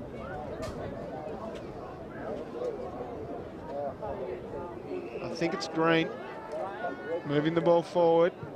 Oh, kicked into the man on the mark. Bounces over County's head, coming through hard at the footy. That's beautiful work by Cunliffe, and now he just puts the afterburners on through the middle of the ground, kicks long. Lang is in the better position here. Should have marked that. He didn't quite get hold of it, and he handballs off nicely off to Josh Grant. Yeah, Grant plays on to advantage. Cassidy's out there, has a man to beat. He just shrugs him off, pushes him away, does the big man Cassidy. But coming through to meet the footy was Pace, who just dove on the footy, trying to get it away. Doesn't have the footy, pushing the back. Umpires put the whistle away, as is the timekeeper. It's 34 minutes gone in the second term, Aaron. Well, it might be dark by the end of this game. This timekeeper doesn't wake up at some stage. There he is. Well, we wondered where he was. He was a bit elusive, but now... I know what's happened. He's watching the live stream. Yeah, that's it. He's one of the many viewers from all around the world that are watching this live stream. So, on the Jackson Motor Company scoreboard, it is Lindisfarne in charge by 27 points. Lindisfarne 46, Claremont 19. Goal kickers for Lindisfarne, Ryan Edmondson with a couple of beauties. Then singles to Michael Clark, Josh Young, Ollie Rand and Ben Van Cranen. For Claremont, it is still just Dan Fuchs and Marty Allison, the goal kickers there for the Magpies an entertaining half a footy, Aaron, despite it being a little scrappy.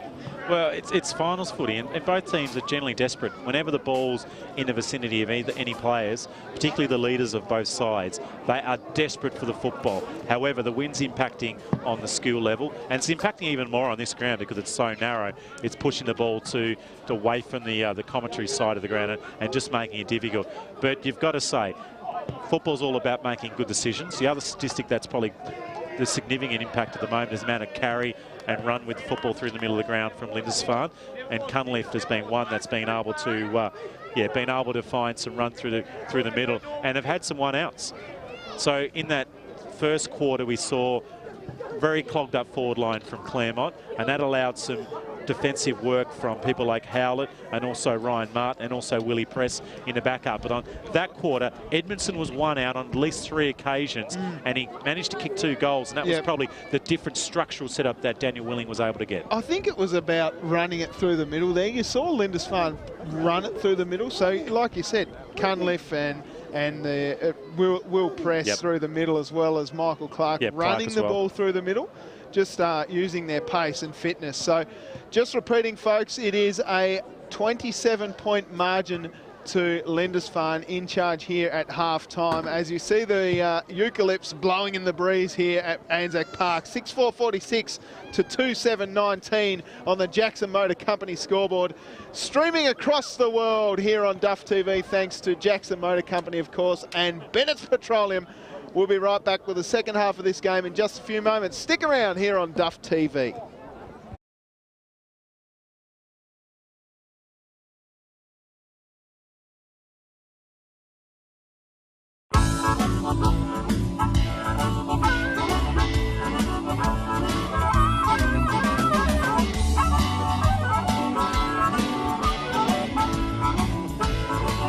In today's world of self-service, it's nice to know that there's still a place where you can sit back and relax. Bennett's Driveway Service, now at Snug, Lerner Valley and Sandy Bay. For more than 40 years, Bennett's Petroleum has been there for all Tasmanians.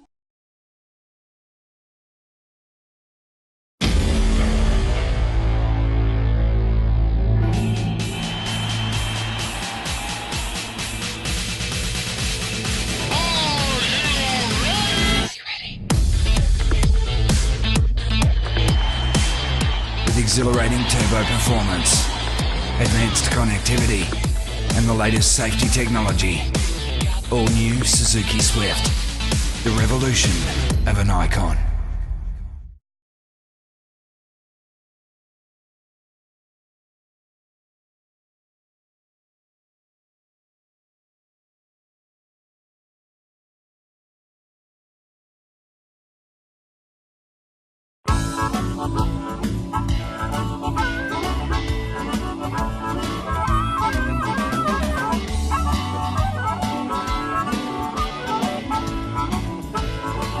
In today's world of self-service, it's nice to know that there's still a place where you can sit back and relax. Bennett's Driveway Service, now at Snug, Lerner Valley and Sandy Bay. For more than 40 years, Bennett's Petroleum has been there for all Tasmanians.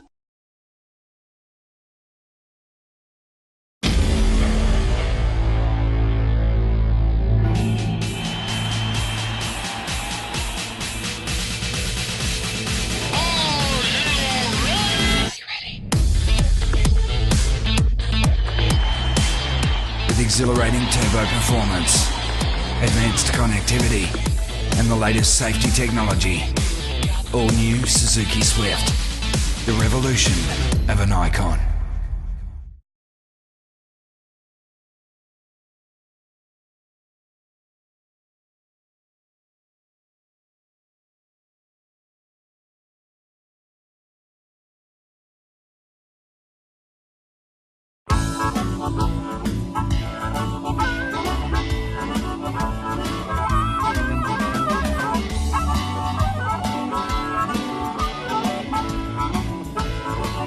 In In today's world of self-service, it's nice to know that there's still a place where you can sit back and relax. Bennett's Driveway Service, now at Snug, Lerner Valley and Sandy Bay. For more than 40 years, Bennett's Petroleum has been there for all Tasmanians.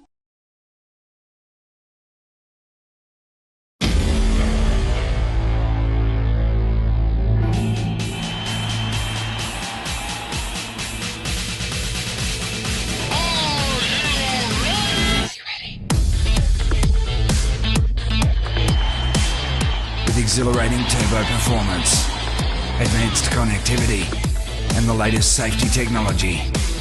All new Suzuki Swift, the revolution of an icon.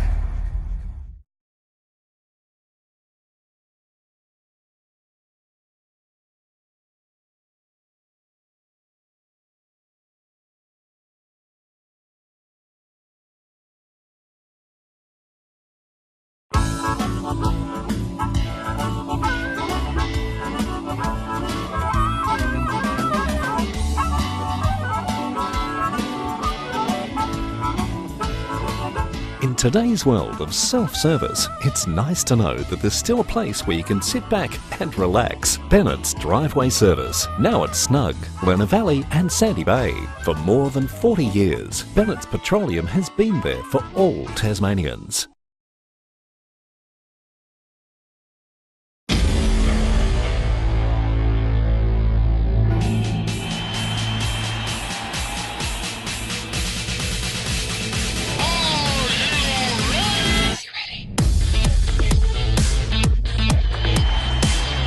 Exhilarating turbo performance, advanced connectivity, and the latest safety technology. All new Suzuki Swift, the revolution of an icon.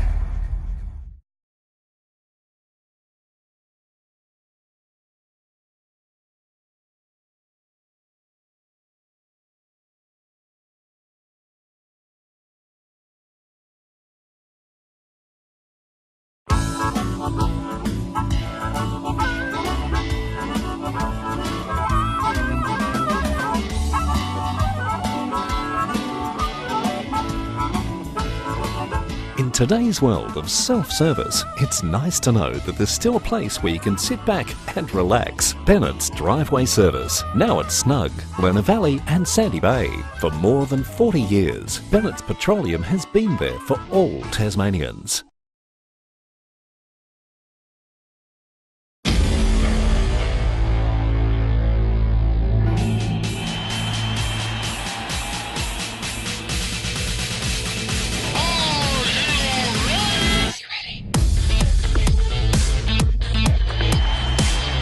Exhilarating turbo performance, advanced connectivity, and the latest safety technology.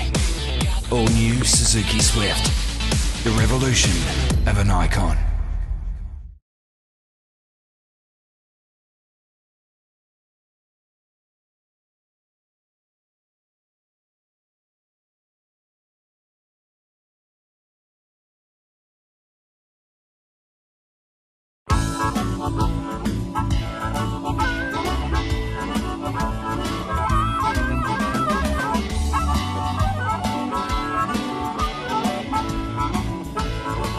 In today's world of self-service, it's nice to know that there's still a place where you can sit back and relax. Bennett's Driveway Service, now at Snug, Lerner Valley and Sandy Bay. For more than 40 years, Bennett's Petroleum has been there for all Tasmanians.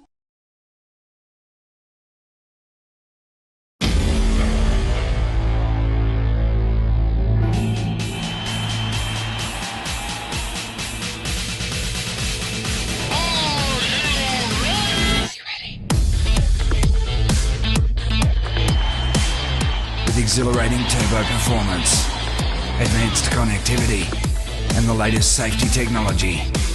All new Suzuki Swift, the revolution of an icon.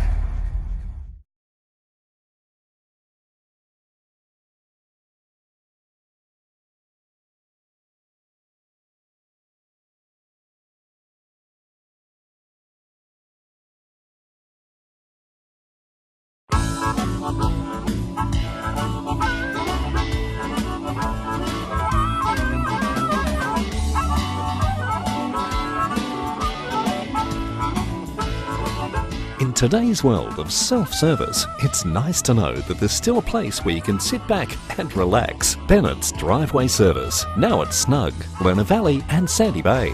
For more than 40 years, Bennett's Petroleum has been there for all Tasmanians.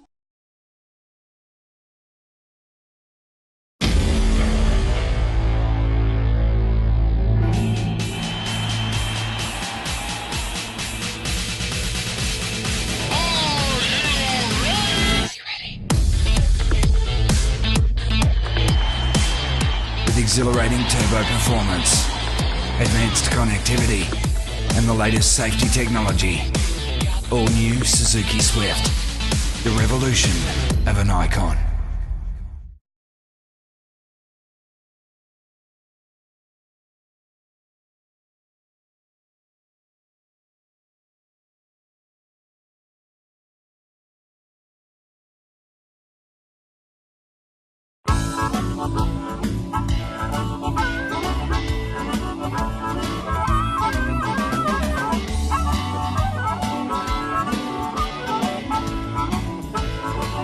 In today's world of self-service, it's nice to know that there's still a place where you can sit back and relax. Bennett's Driveway Service, now at Snug, Lerner Valley and Sandy Bay.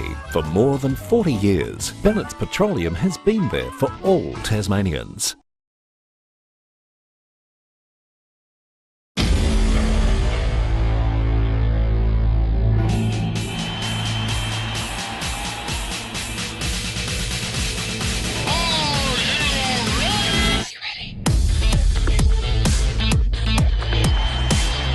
Exhilarating turbo performance, advanced connectivity, and the latest safety technology.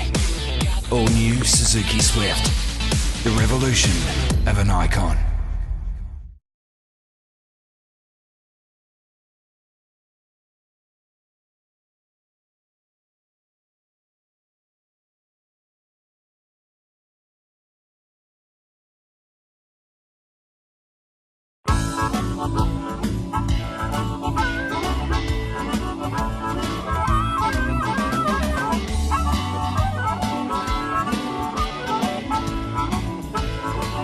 In today's world of self-service, it's nice to know that there's still a place where you can sit back and relax. Bennett's Driveway Service, now at Snug, Lerner Valley and Sandy Bay. For more than 40 years, Bennett's Petroleum has been there for all Tasmanians.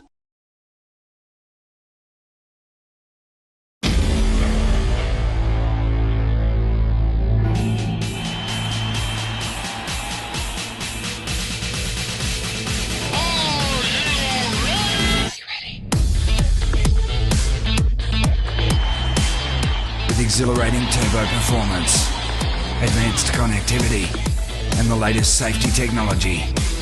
All new Suzuki Swift, the revolution of an icon.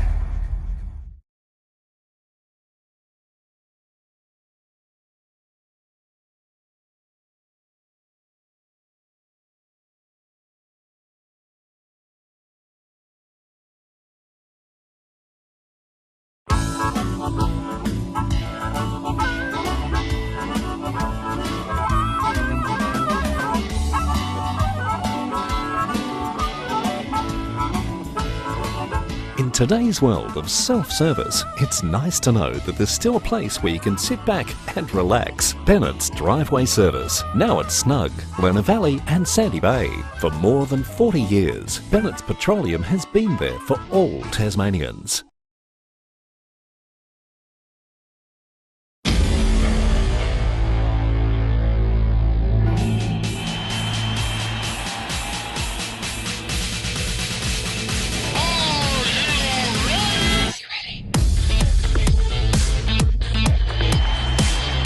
Exhilarating turbo performance, advanced connectivity, and the latest safety technology. All new Suzuki Swift, the revolution of an icon.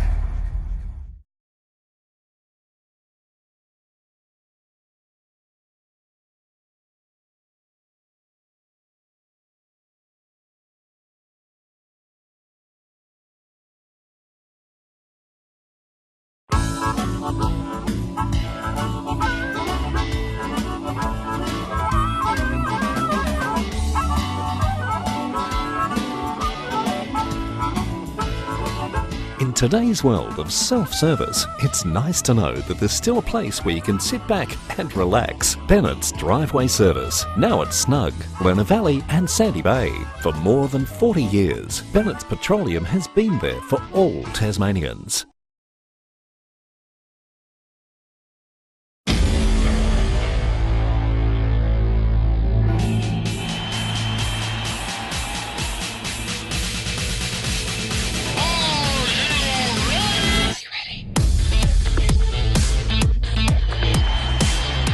Exhilarating turbo performance, advanced connectivity, and the latest safety technology. All new Suzuki Swift, the revolution of an icon.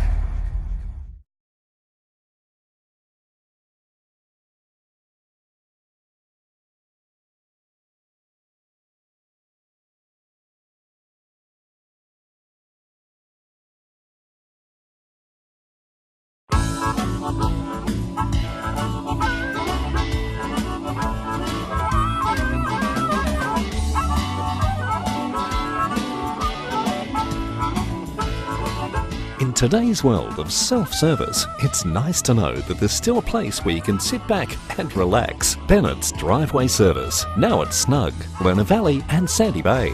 For more than 40 years, Bennett's Petroleum has been there for all Tasmanians.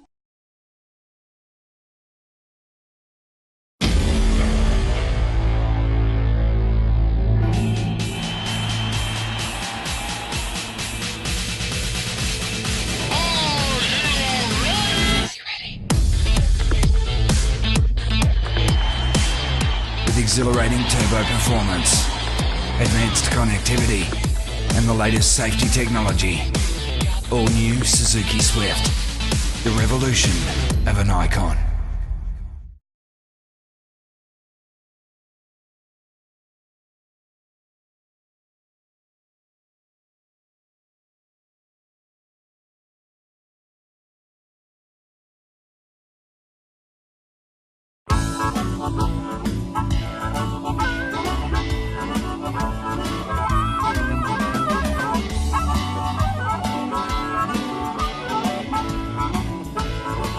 In today's world of self-service, it's nice to know that there's still a place where you can sit back and relax. Bennett's Driveway Service, now at Snug, Lerner Valley and Sandy Bay. For more than 40 years, Bennett's Petroleum has been there for all Tasmanians.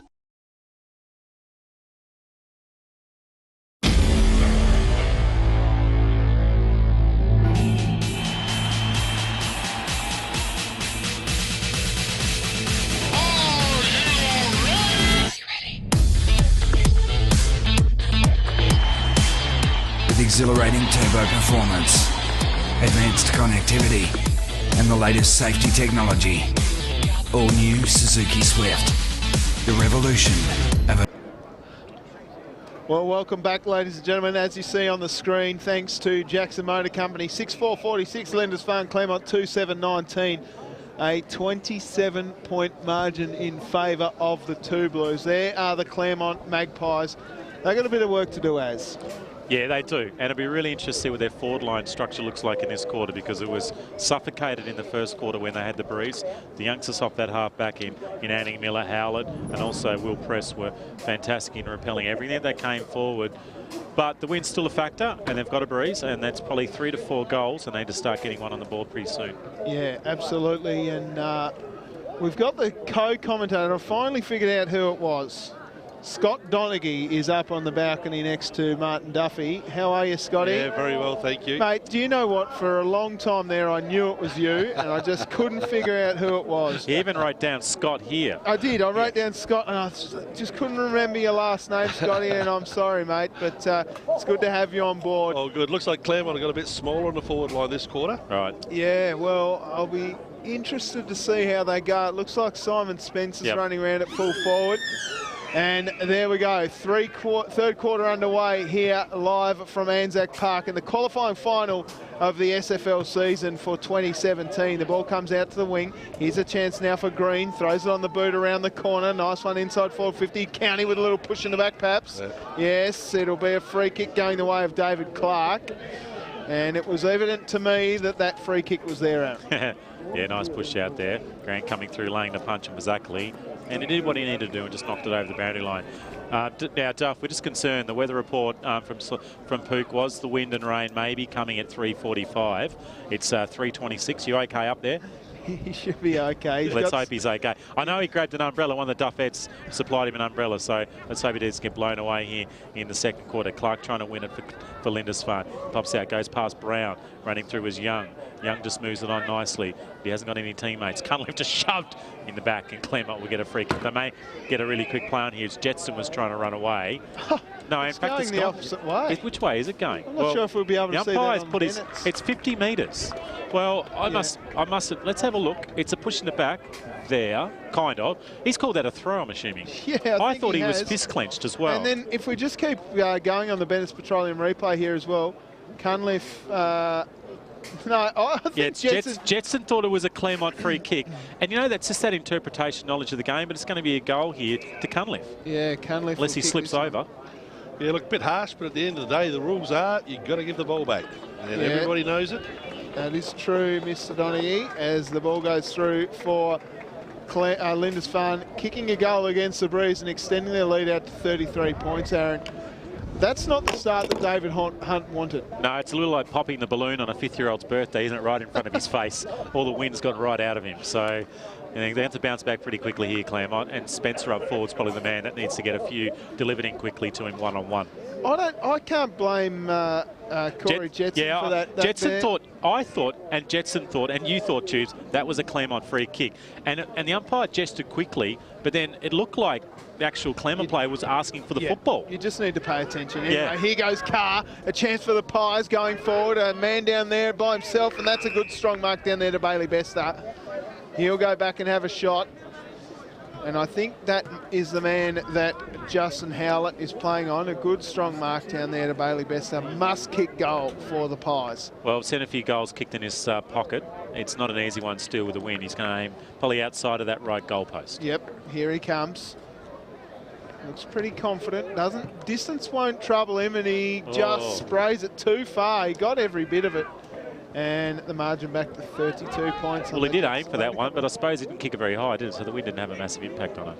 Anyway, so number 52 in Jack Anning brings the ball out to the near side. Howlett just misses the ball. Cunliffe going through, finding that bit of run, which he's been so good as young Cunliffe. Rand gets tackled, just releases the football. He may not have released it using correct disposal. He's saying, I tapped it, I did something with an umpire, but I think even from our vantage point, that was probably not a disposal and a free kick here to Claremont. Yeah, Jetson will take it at centre wing. They'll look to attack. The ball's coming back very slowly as it holds up in the breeze. And Corey Jetson to bring it inside forward 50. Has Spencer down there long. This one's going to roll over the back though. Flying back with a double fist is Ryan Martin. And he punches over the line. Scotty, what can you tell us about Ryan Martin? He's looked very, very good down there at fullback. Yeah, look, they fight him either end. Quite often you'll see him playing up with Cassidy at one end, and then you'll see him go up the other. So very versatile, plays a bit of midfield. I think he started out at North Hobart or Hobart City. Been over here for a couple of years. Heavily involved with coaching under 18s as well. As Bennett gets the good tackle on there, Joey Miller. And we'll see a ball up, just outside forward 50. In a good spot here for Lindisfarne, Aaron. Yeah, good spot for us. It's nice and close, isn't it, with our bad eyes. So, tell you what, there's a stack of players around the ball at the moment, isn't there, Tubes? Yeah. As Rand couldn't quite win that one. Grant was in there, just kicked forward by Clark. Now it's one out here by Westbury. Westbury just handballs it to himself. There's not a lot of space to make a decision. Jones just needs to bend it down. He does bend down and gets a quick kick forward. That's the way. It just pops over the top of Carr's head. And there he is again. Young Howlett just cleaning it up like a janitor and brings it all out here to Carr. Let's run her away. They're away through that man there, and Jade Trifford, who throws it on the boot long down towards Cassidy and Coburn. It's Edmondson just snipping it off and then drills it. And Ryan Edmondson has kicked his third today, and Lindisfarne are in front by a 38-point margin. The significant thing here in this quarter, Tubes, is that there's been 2 inside entries for Lindisfarne, 2 goals. There you go, efficiency into the breeze. And we haven't seen too much action down that end of the ground. And suddenly 2 goals in about 4 minutes here. One lucky from a 50-metre penalty, but that was a bit of class from Edmondson. Yeah, beautiful. They've got 3 goals, I think, against the wind, and they're very important this time of the year. Well, it's really important in this game. Let's not make no mistake about the time of the year. It is this game, and a goal against the breeze is worth probably 2 or 3 with the breeze. So they're killing it, the 2 Blues, as they 58 plays 21, 37 points the margin. There is a very nice slow roasted pork being cooked up here in the balcony at the moment with some Asian spices, and apparently that's on for dinner tonight. Oh, well, look out. Get them back to the Lindisfarne Footy Club for dinner tonight if you want. Making me hungry now. Yeah, I bet it is there, Scotty, as the ball is at half-back for the 2 Blues. Moving the ball out nicely there, Jade Triffett. Maybe that's the problem with Claremont. They can spell it too on the field. Just Great missing the footy. Defensive work there by Nick Hobden. And it'll be a ball up as the ball is rolled over the boundary line for another throw-in. 58 plays 21 on the Jackson Motor Company scoreboard. 6.5 minutes gone in the 3rd term. Rand goes in. Spencer to Grant then. Now it's come out the back here. They've got a little bit of space. Miller just dropped the ball, but he went back and got it. Found Cunliffe running through some traffic. Cunliffe with a wobbly kick. Edmondson get it off to Zachary, I should say. Cassidy, he now tries to win it. Now coming through is Westbury. He's had a few touches in this quarter. Westbury goes to ground, and now Claremont through Hobden for the Nicholas variety. He brings it up and gets a little bit of space. Right, now can Claremont build something? The Mont move their way forward. Running out is Crossan, who hasn't had a lot of the football. He's going to just go back in again. County with his left handball on it. Running through again is Sam Hobson. He runs to 40 metres. He'll have to kick it soon because he was being brought down the ground. Clever pick up here. Snap over the left shoulder. And they're saying it's touch, but I think the goal umpire is going to signal it. And that's another goal. So Claremont responds, and they get their first goal for about 5 minutes. Double effort there from Sam Hobden, who brought the ball down. It wasn't the greatest kick off the boot, but put it in the right spot for Bailey Bester. And he had a man to handball off to him, Braden Barwick, if he wanted to. But a little bit of a cuddle fest over there on the wing at the moment. One chap there, just the very back of the grandstand there, getting very excited.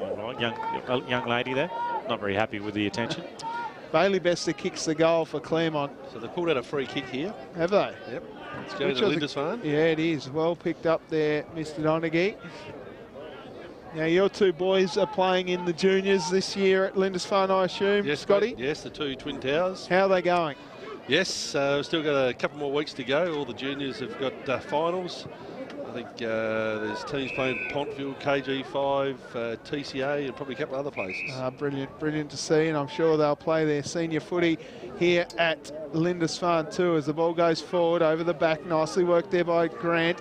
Cassidy goes hard, diving on the footy down there. Beautiful defensive work by that man in Jetson. Is it Jetson at the bottom of the pack? Might be Sealy, is it? Yeah, it is Sealy. Well picked up there. We'll see a few guys on the bench there warming up. Clark there, ready to come back on. Van Cranen as well. Your man Van Cranen. It rhymes well, doesn't it? Also, Josh Young, 3 pretty prime movers for them. Trying to spin out with Fuchs. He hasn't had a lot of the ball. Some nice silky work by Green. Claremont to get the ball up to centre, up to half forward. Jack Crossan marks. So Jack Crossan quickly kicks the ball onto the middle of the ground. Now he's trying to find the big hands of Woods. Woods was unable to mark it. Bennett goes through. Bennett gets tackled hard, probably a little high, and it looks like it's going to be a free kick. Although he just goes around and just stops. You won't see that. Yeah, it's been reversed too. And if there's anything that's let him down, it's probably been his discipline. There's a blood rule.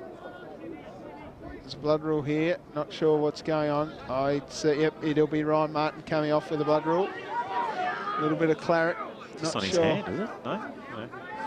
I'm not sure where it is. Well, he's there a lot closer than us, so lots of action there on the bench there. Yep. Van Cranen looks pretty relaxed. Yes, he always does there. He looks like a bloke who's waiting for someone to shout him a beer, isn't he? He's just waiting in line happily. Yeah. That's good. Good man, and looks like Jack Crossan's been sent off. Well, wheels starting to fall off. It's not looking good, and Jack Crossan was chirping away, I think, on that occasion, and he's still upset. And I mean, that was an opportunity. As well, by looks of things. Yeah, it was an opportunity for Claremont to go forward. Now it's completely gone the opposite direction. Now Lindisfarne have a chance to get the ball forward. Yeah, it looks like it'll be Jack Anning to take the kick here. You back him in, Scotty? Yeah, look, Tippy's a bit of a goal sneak. He's been around for a long time, knows the angles. So, Jack Anning from a tough sort of the angle's not tough, it's a tough distance into the breeze here at Anzac Park. So, moving the ball in, let's see if he can make Claremont pay. It's a rank kick off the boot, but it's gone through. It doesn't matter how they go through the middle, does it, Scotty? No, not at all. Ugly but effective. So Lindisfarne extend their lead even further out to 37 points by my calculations, but I am from Burnie, folks, and I'm not sure, but let's have a look at this. High, was it, Tubes? No, Morris Regional College on the Bennett's Petroleum replay. Let's have a look at this egg in the air. Just a rank floater. And it goes through for a major score. So David Hunt with a bit of work to do. Who's he chatting to there? He's a former Claremont player. I think I can't quite pick out who it is. But anyway, so it's a big lead here. The ball's back in the middle of the ground. Brown going in and laying a tackle there on Michael Cassidy. He might be just going on through the ball there. Cassidy having plenty to say. He generally chirps away quite nicely through the field. Yeah, a bit of respect there between those two players, Nathan Brown and Cassidy. Yeah. They both know they're superstars. Allison throws it on the boot, quickly around the corner, but chopping it off nicely as well. Press from half-back, moves it out wide into the path of Fisher. Fisher's got his man on him, Lucas Green. Green does really well, keeps the ball moving forward, then just holds it up nicely there off to Jai County, who just shrugged the tackle. Green off now to Jones. Jones inside forward, 50, flying high. It's going to be cleared, though, through Lindisfarne and Jack Anning. Jack Anning, the last goal kicker. Nice work from him, getting him to run for Zachary. He has a little bit of time. A loping handball. Wasn't a great one. Looking for Tom Roberts. And now Claremont have the ball. They're quickly moving the ball forward. And that was Woods. Now it's a long kick on goal. And the umpire stands up straight and signals Claremont have got another one. Yep. Sammy Hobden. He gets one back here for the Monts. Sam Hobden kicks the goal and keeps them in touch. It is a 31 point margin. But what a great goal there by Sammy Hobden, just to kick it through the big sticks. A tough kick with the breeze as it is, but they really need to a roll of 4 or 5 goals in a row, don't they? Yeah, well, they need to get a real run on here. Obviously, they're not going to have the win in the last quarter, but they can bottle up if they need to. So if they get close here, Claremont, they're certainly very much in the game. And they've got enough fitness through the middle of the ground. They've got some good leaders, and they're pretty well coached by David Hunt too. And then maybe if the game gets close, they may have some belief from previous wins in big final clashes so far. On that last turnover, it's always great to see the ruckman pick the ball up off the ground, but when they do, the heart just goes up in the mouth, doesn't it? You just go, oh my God. It does. As the ball comes out there, tackled high a little bit is Nick Hobden. Clark won't be happy with that. That's Davey Clark, of course. So Hobden of the Nick variety from outside forward 50 has a tough one to kick from here. He goes back a long way. Yeah, he's nearly back halfway past the middle of the ground here. Do you reckon he can get this one? I reckon he's a real chance as the ball comes in for Hobden. A big roost. He hasn't got the accuracy. It is just missed. And Claremont reduced the margin by just a solitary point. All right, 30 points of difference. Ball's bring to the commentary side of the ground. Carr might be getting on there. Cassie trying in there. Bennett there. Bit of a mismatch. Oh, I just handled it straight to Cassie. He was just lurking around, a bit like just a school kid there. Now picked up by Grant. He delivers the ball backwards.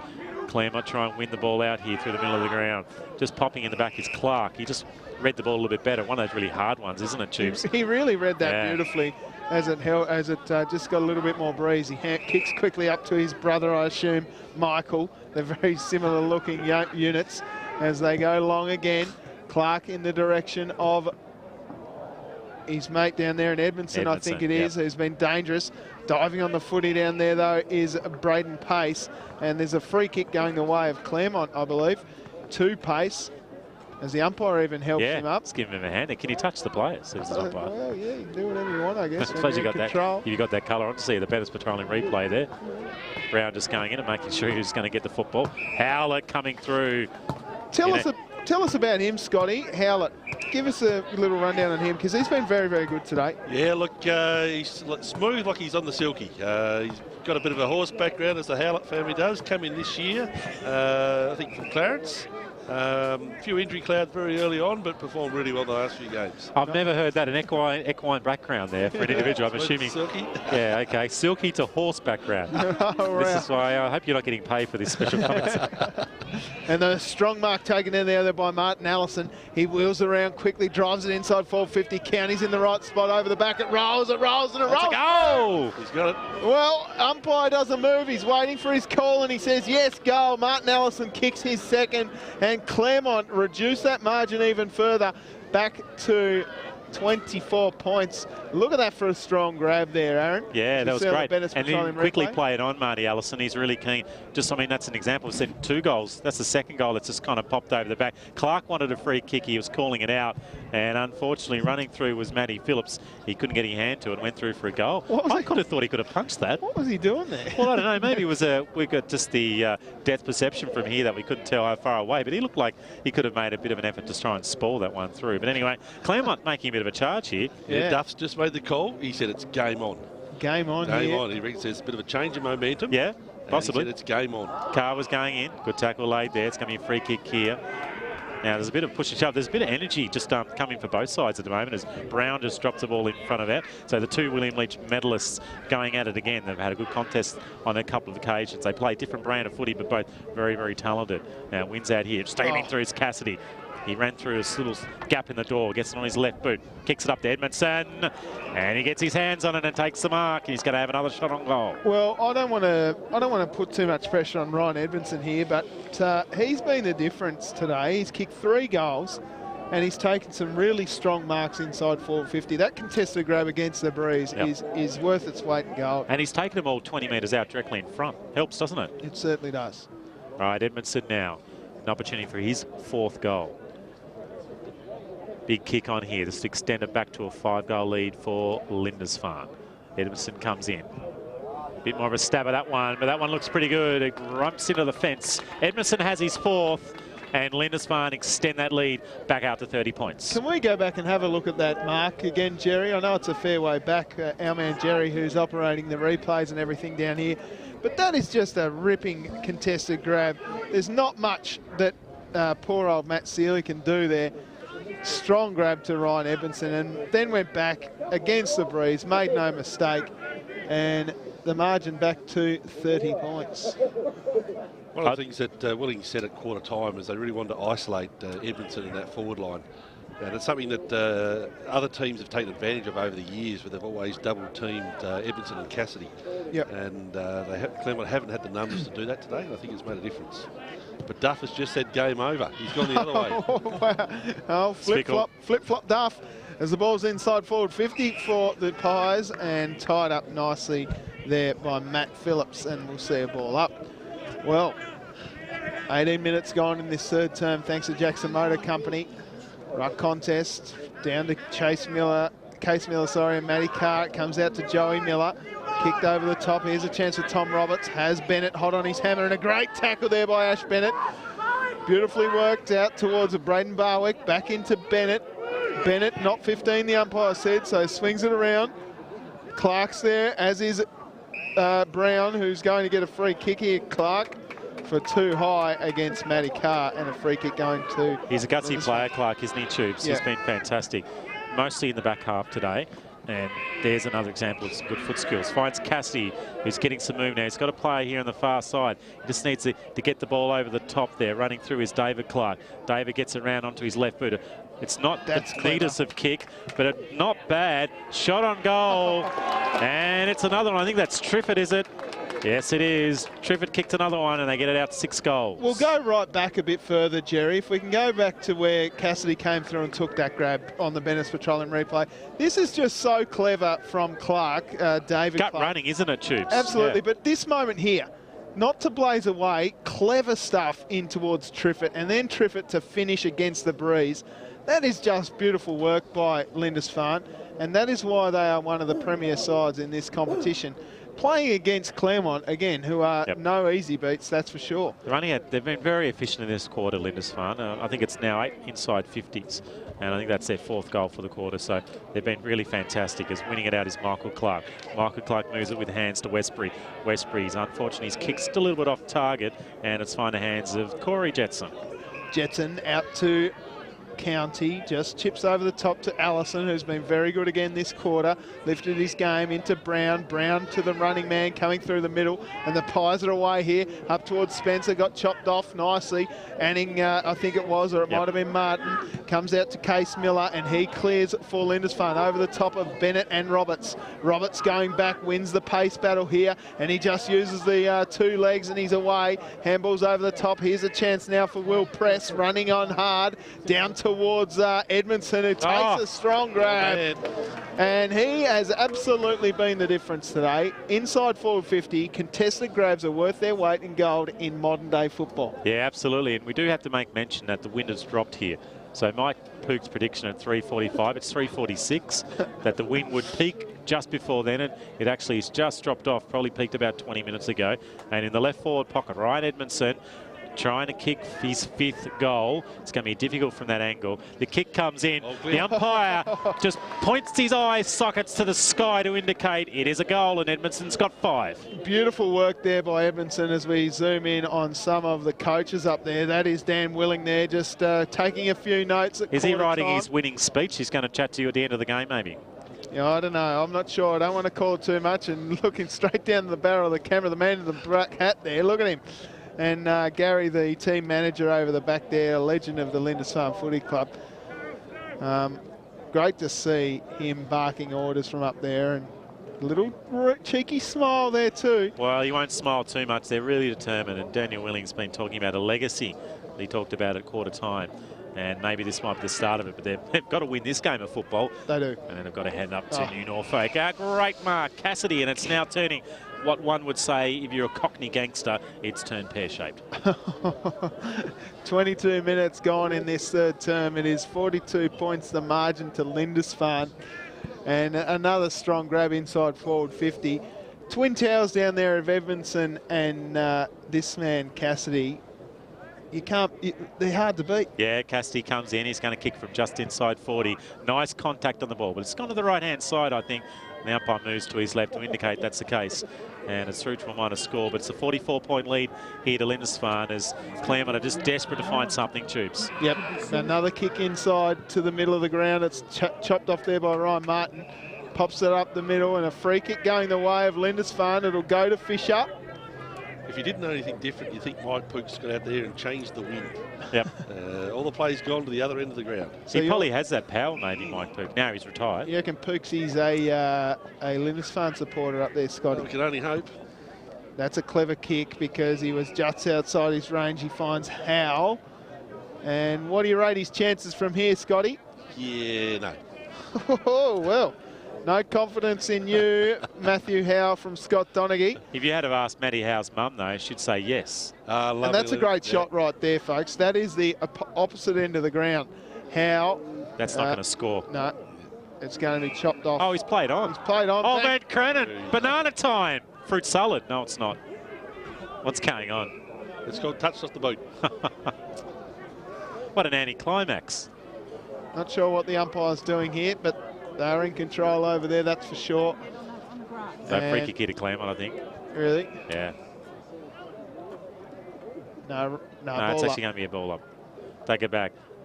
Grant tries to win it, and he knocks it into Jetson. Jetson just quickly releases the ball, and he's released it a little bit too far, and it's nearly hit a car, which I think the fans over there outside the ground have had some constant... there's a Ford Jackson Motor Company right there. And here's an example of country footy. It's a qualifying final, and still the players have to jump the fence. There's 6 people there that could have gone and got the football. That bloke's got his hands in his pocket. Surely he could have gone, those other people. Claremont supporters. Yeah, so not interested at all. Joey Miller jumps the fence, makes it look easy too. And Jack Anning to bring it inside forward 50 again for Lindisfarne. Oh! Fly up to the back there. Van Crennan just trying hard over the back. Just a gentle touch with the toes. It's picked up by one of the players down there. Edmondson from a tough angle. Spins it across the body. And a strong mark taken down there by Will Byers. Van Crennan hold on his hammer. doing really well down there, applying some defensive pressure. Byers kicks long up the wing. Allison against 4. Dives on it, does Jones, taps it out. Here's a chance now as Clark is going to run at the footy. Just uses his body to protect the ball. Rand is in there as well, diving on it now, Allison. And the umpire will ball it up. No Nathan Brown for the last few minutes, just sort of drifted out of the game. He had a few touches when they had a bit of a run on Claremont, just drifting out a little bit, mate. He might even be carrying a little injury, doesn't seem to be moving quite as well. Anyway, the ball's punched over by Spencer, and Claremont just with a little bit of movement here in their back half. Jones down to his left boot, kicks it long to centre half. All he's done is kick it straight to Justin Howlett, and Howlett marks in the defensive side. Howlett now kicks the ball wide. The kick's just missed its target, and it'll go over the boundary line. He's been really good today, Howlett. I don't know exactly who he's playing on. It looks like he's down there on Bailey Bester, but he's playing off him. He's like a loose man down there. Is that part of their ploy, Scotty? Don't know, mate. Don't know. I'll see what I can find out. Right, no worries. Anyway, the ball out the back. That's a little throw there, and the umpire was hot on it. It'll go the way of the Pies. I think that is Nick Hobden. Yep. Brown asking for it. He's running past there. Just chips it up, and chopping it off nicely is Clark. Really look like the sting's been taken out of Claremont at the moment, Tubes. Well, they know they've got the double chance. I mean, it could possibly be these two sides playing again. Are they doing a burn atomic? I'm not saying that they are. I just know that, so the winner of this game goes through to play New Norfolk up at Boyer. Boyer, yeah. Then whoever plays New Norfolk, the winner of that game goes through to the grand final directly. Yep. Right?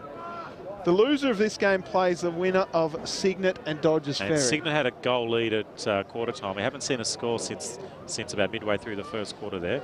Right, so the winner of that game plays the loser of this game. Then the loser of... Wow. It's hard. Okay, let's just stick with the game, mate. All I'm saying is these guys have a double chance. They have a double chance. And the team that wins today will get another double chance. Yep. Is what I'm saying. Yeah, absolutely. So, anyway, back live. Van Crennan kicks it up over the back, and Rand takes the mark inside forward 50.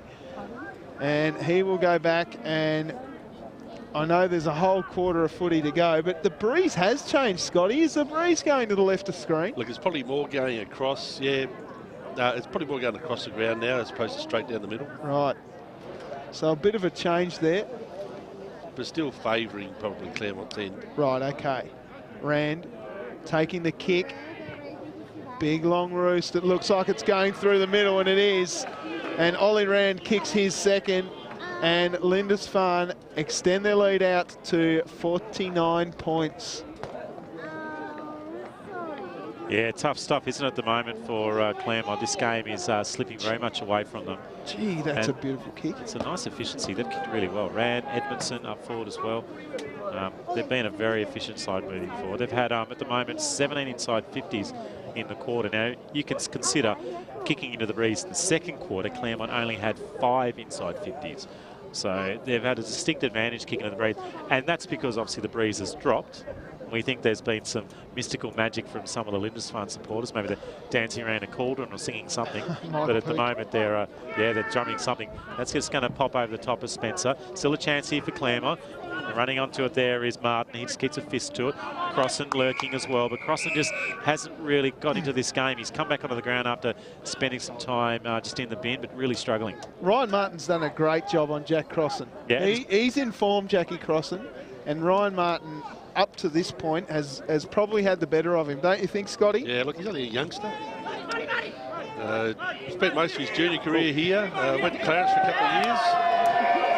Won a Beakley in the underage, won a couple of grand finals and came back. Well, we can hear a few of the fans there, just to the left-hand side of the Duff Mobile in the commentary position here, that they're pretty keen. They must be Lindisfarne supporters. There's unfortunate that again. Marty Allison had it, dropped it, and then he just booted it over the boundary line. It's going to be thrown here. It's at half-time down in Cygnet.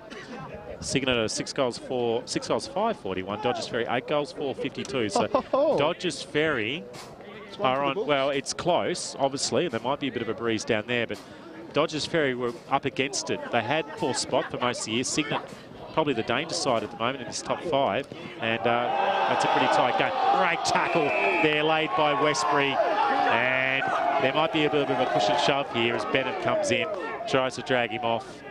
Can we get that in the Bennett's Petroleum Jones replay? as well, just showing it. Let's look at it again, the Bennett's Petroleum replay. See Brown running off there with the football, but it didn't matter as Lindisfarne have the ball here.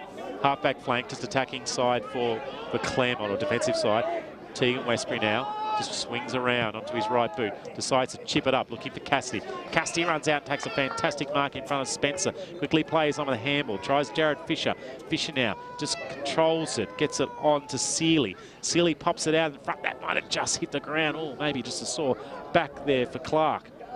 In fact, Van Cranen, he's played a fair bit of footy, Van Cranen, and maybe just the stretching there. He's just pulling the shirt down there. It's been another bit of push and shoves. Seeley coming in. Now, the Claremont players played on, but the umpire's going to come in and say, no, we're going to take it back. No, it'll be Jetson to take the free kick, I think. Or perhaps it'll go, yeah, it'll be Corey Jetson, who, again, battled hard today. Another long quarter, 31 minutes gone on the Jackson Motor Company scoreboard. It is Lindisfarne by 49 points, 89 plays 40. Jetson drives it long up the wing. Flying high. Oh, strong grab again there to Justin Howlett. And he's taken a lot of intercept marks like that. He moves the ball out. Beautiful strong grab. Out towards this man. Handballs off to Clark Trent, who throws it on the boot. Jetson comes through, as does Cunliffe. Picked up by Cassidy, off to Cunliffe. Quickly moving the ball back, and that's a clever kick. Finds Fazackerley. And Scott Donaghy's nervous because he's a ruckman with the footy inside forward 50. Yeah, look, I think he's a bit of a chance here. You really don't give a ruckman any chance out there in that pocket. Therefore, he's definitely a chance. Well, there you go. You said Matthew Howe, you'd burnt him. You said no luck for Matthew Howe before, but you're getting on board Blair Fazackerley. Yeah, I've seen Matty Howe kick for a long, long time, and yeah, no. Well, Fazackerley's not getting advice from the Mont supporters there. Oh, there we go. There's some beeping of the horns. Tied in the pocket. Fazackerley. He's got it. I think he likes it. Edmondson liked it. And Cranen liked it. And Fazackerley's going to love it even more. Well, that's the 14th goal that Lindisfarne have kicked. And they extend their lead out to 55 points now. Have a look at this for a kick. A bit of Bronx cheers from the guys there at Claremont. Just getting in his ear, but Fazackerley, no nonsense. Just comes in. Beautiful straight ball drop, straight through the middle. Absolutely magnificent kick. That is a tough kick when it's not windy. Yeah, and the shape of this ground is a little bit, it's not quite egg-like, but this bottom end of the ground where we are, towards the right-hand side of the screen, is narrow. And the other side's a little wider, so they're deeper pockets in this sense, are really tough.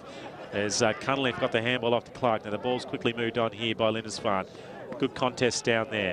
Did a pretty good job on that occasion in Barwick. Still a chance, though, through Josh Young. And there's a defensive mark, and Claremont have it in the back half. Yeah, Brody Langett is taking the ball, and that is quarter time here at three-quarter time here at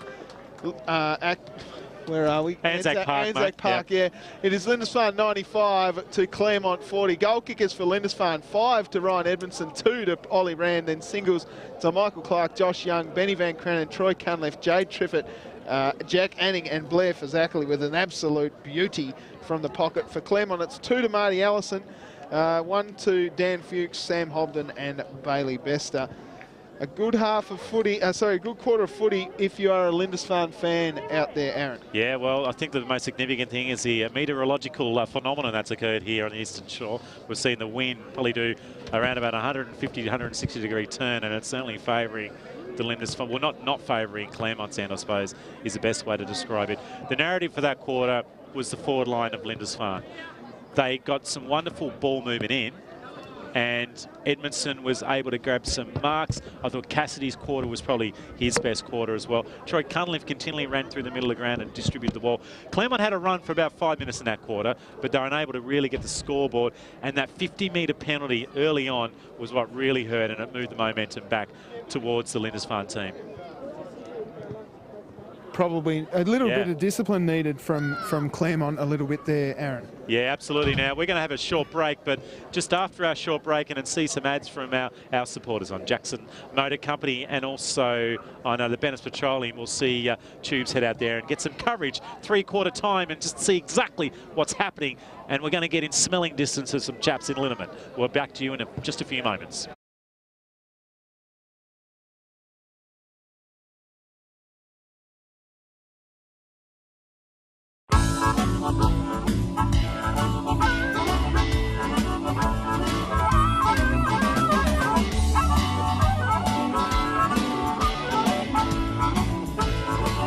In today's world of self-service, it's nice to know that there's still a place where you can sit back and relax. Bennett's Driveway Service, now at Snug, Lerner Valley and Sandy Bay.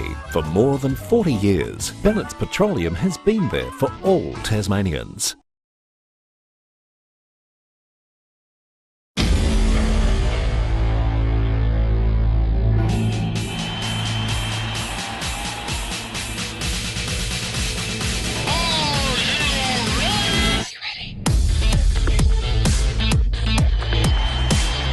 Exhilarating turbo performance, advanced connectivity, and the latest safety technology. All new Suzuki Swift, the revolution of an icon.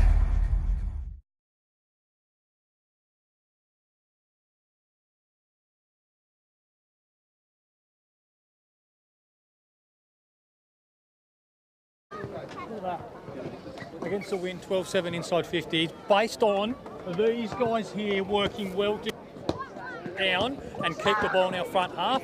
And what did I ask you to do? Where did I ask you to kick the ball at half time? And where did we kick it? Defensive side. We played to a game plan, we were predictable to each other, and we're able to, from half forward, get the ball back in and get shots on goal through the corridor. Right? Simple. If we all play to the same game plan, it becomes a simple game for us. And we're too quick. We're too quick, so we just play simple footy. Right? So we'll go back convention. Alright, so we just play 6 and we still try and free Beebs up. Where we can, we try and free him up. If that means we've got to cover off for him and help him, that's what we do. Alright, through the middle of the ground, the centre bounce work was better when we have someone out the back. Alright, for that long hit that Grant hits, we can at least get a repeat stoppage and then we go again. Alright, Youngie, the clean stuff in there was really good. Alright, really clean in there. Alright, so we go. That's deep. We move quickly. Motion all the time, but we don't bomb it. Low flat kick still to space and we let them two come out. If we've got to go long, we don't want to bomb it. It still allows our bloke them to push them out and take the mark because they're mismatches. Right, so let's get it in quickly. Faz has to be 100% of the it sits back, we pick him up. All right, see what happens? Faz, you get a shot on goal, you kick a goal. All right, so man him up all the time, and if someone else has got to take the ruck, that's what happens. All right? Look, we want to play this side of the ground and attack as much as we can, all right? But we don't want to let ourselves down now by finishing off poorly. All right, so what we've done all day needs to make sure we continue doing it. Play attacking footy when we can, but when we need to shut down, we shut the game down, we get stoppages, we do whatever we've got to do to make sure the game's on our terms. We need to make sure we continue to make a statement. Don't let up on each other. Make sure when we walk off the ground, it's 100% of us being able to look each other in the eye and know we haven't let each other down. Let's go.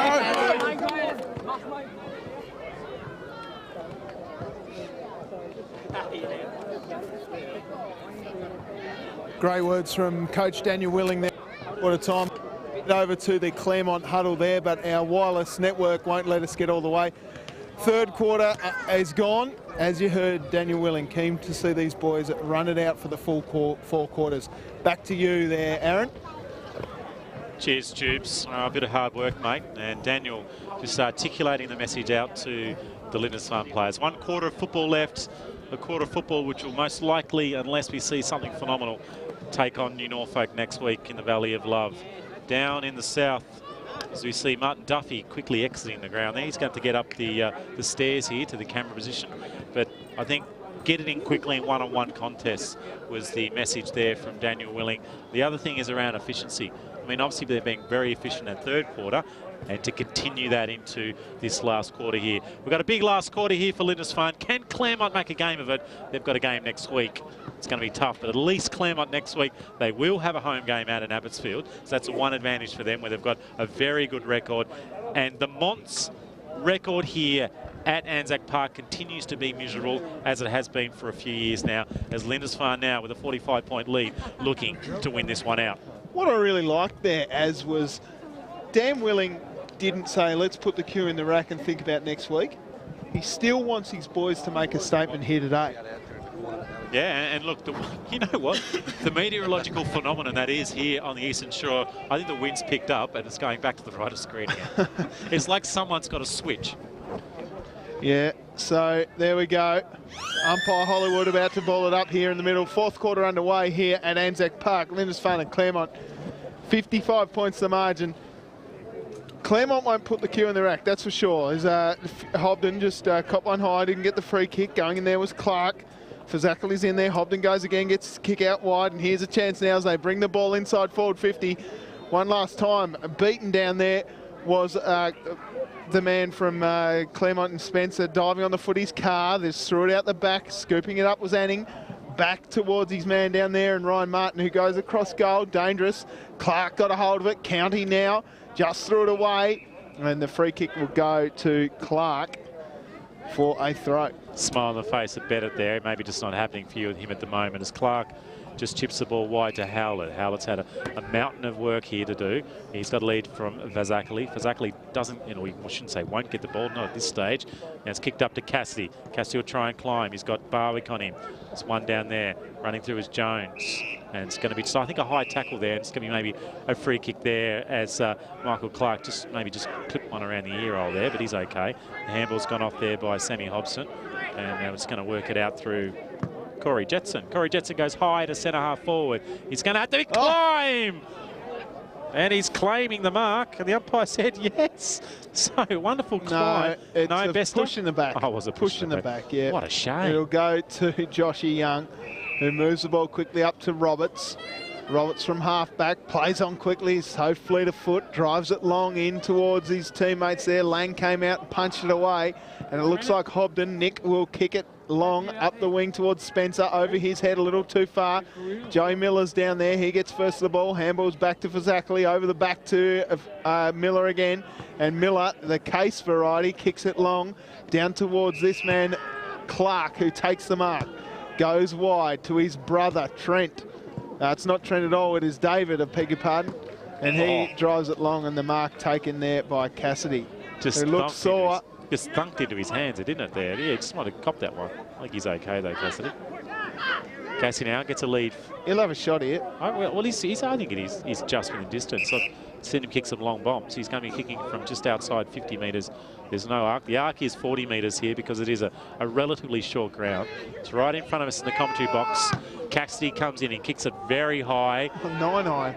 God, it's just fallen in Edmondson's bread basket. Yeah. And the baker is going to go back and potentially kick his sixth. Well, I don't know who's playing on him. Well, but no one. They just left him. You see the boys over the back there. It was Grant there. Lang and Byers over the back, and Edmondson kicks his sixth, and that is all she wrote, folks. I think this game is over. I don't think they even had a flyer for that one there. I think they let the Lindisfarne guy fly and everybody else stood down. I think they got confused by the kick, to be honest. Whether it was on purpose or what, but that Cassidy kick just almost brought rain. Well, the person I thought was initially going to get it as soon as it was, when it was in its trajectory for about halfway, was Ollie Rand. And in the end, actually, he overran it, or underran it, if you like, and ran under the ball.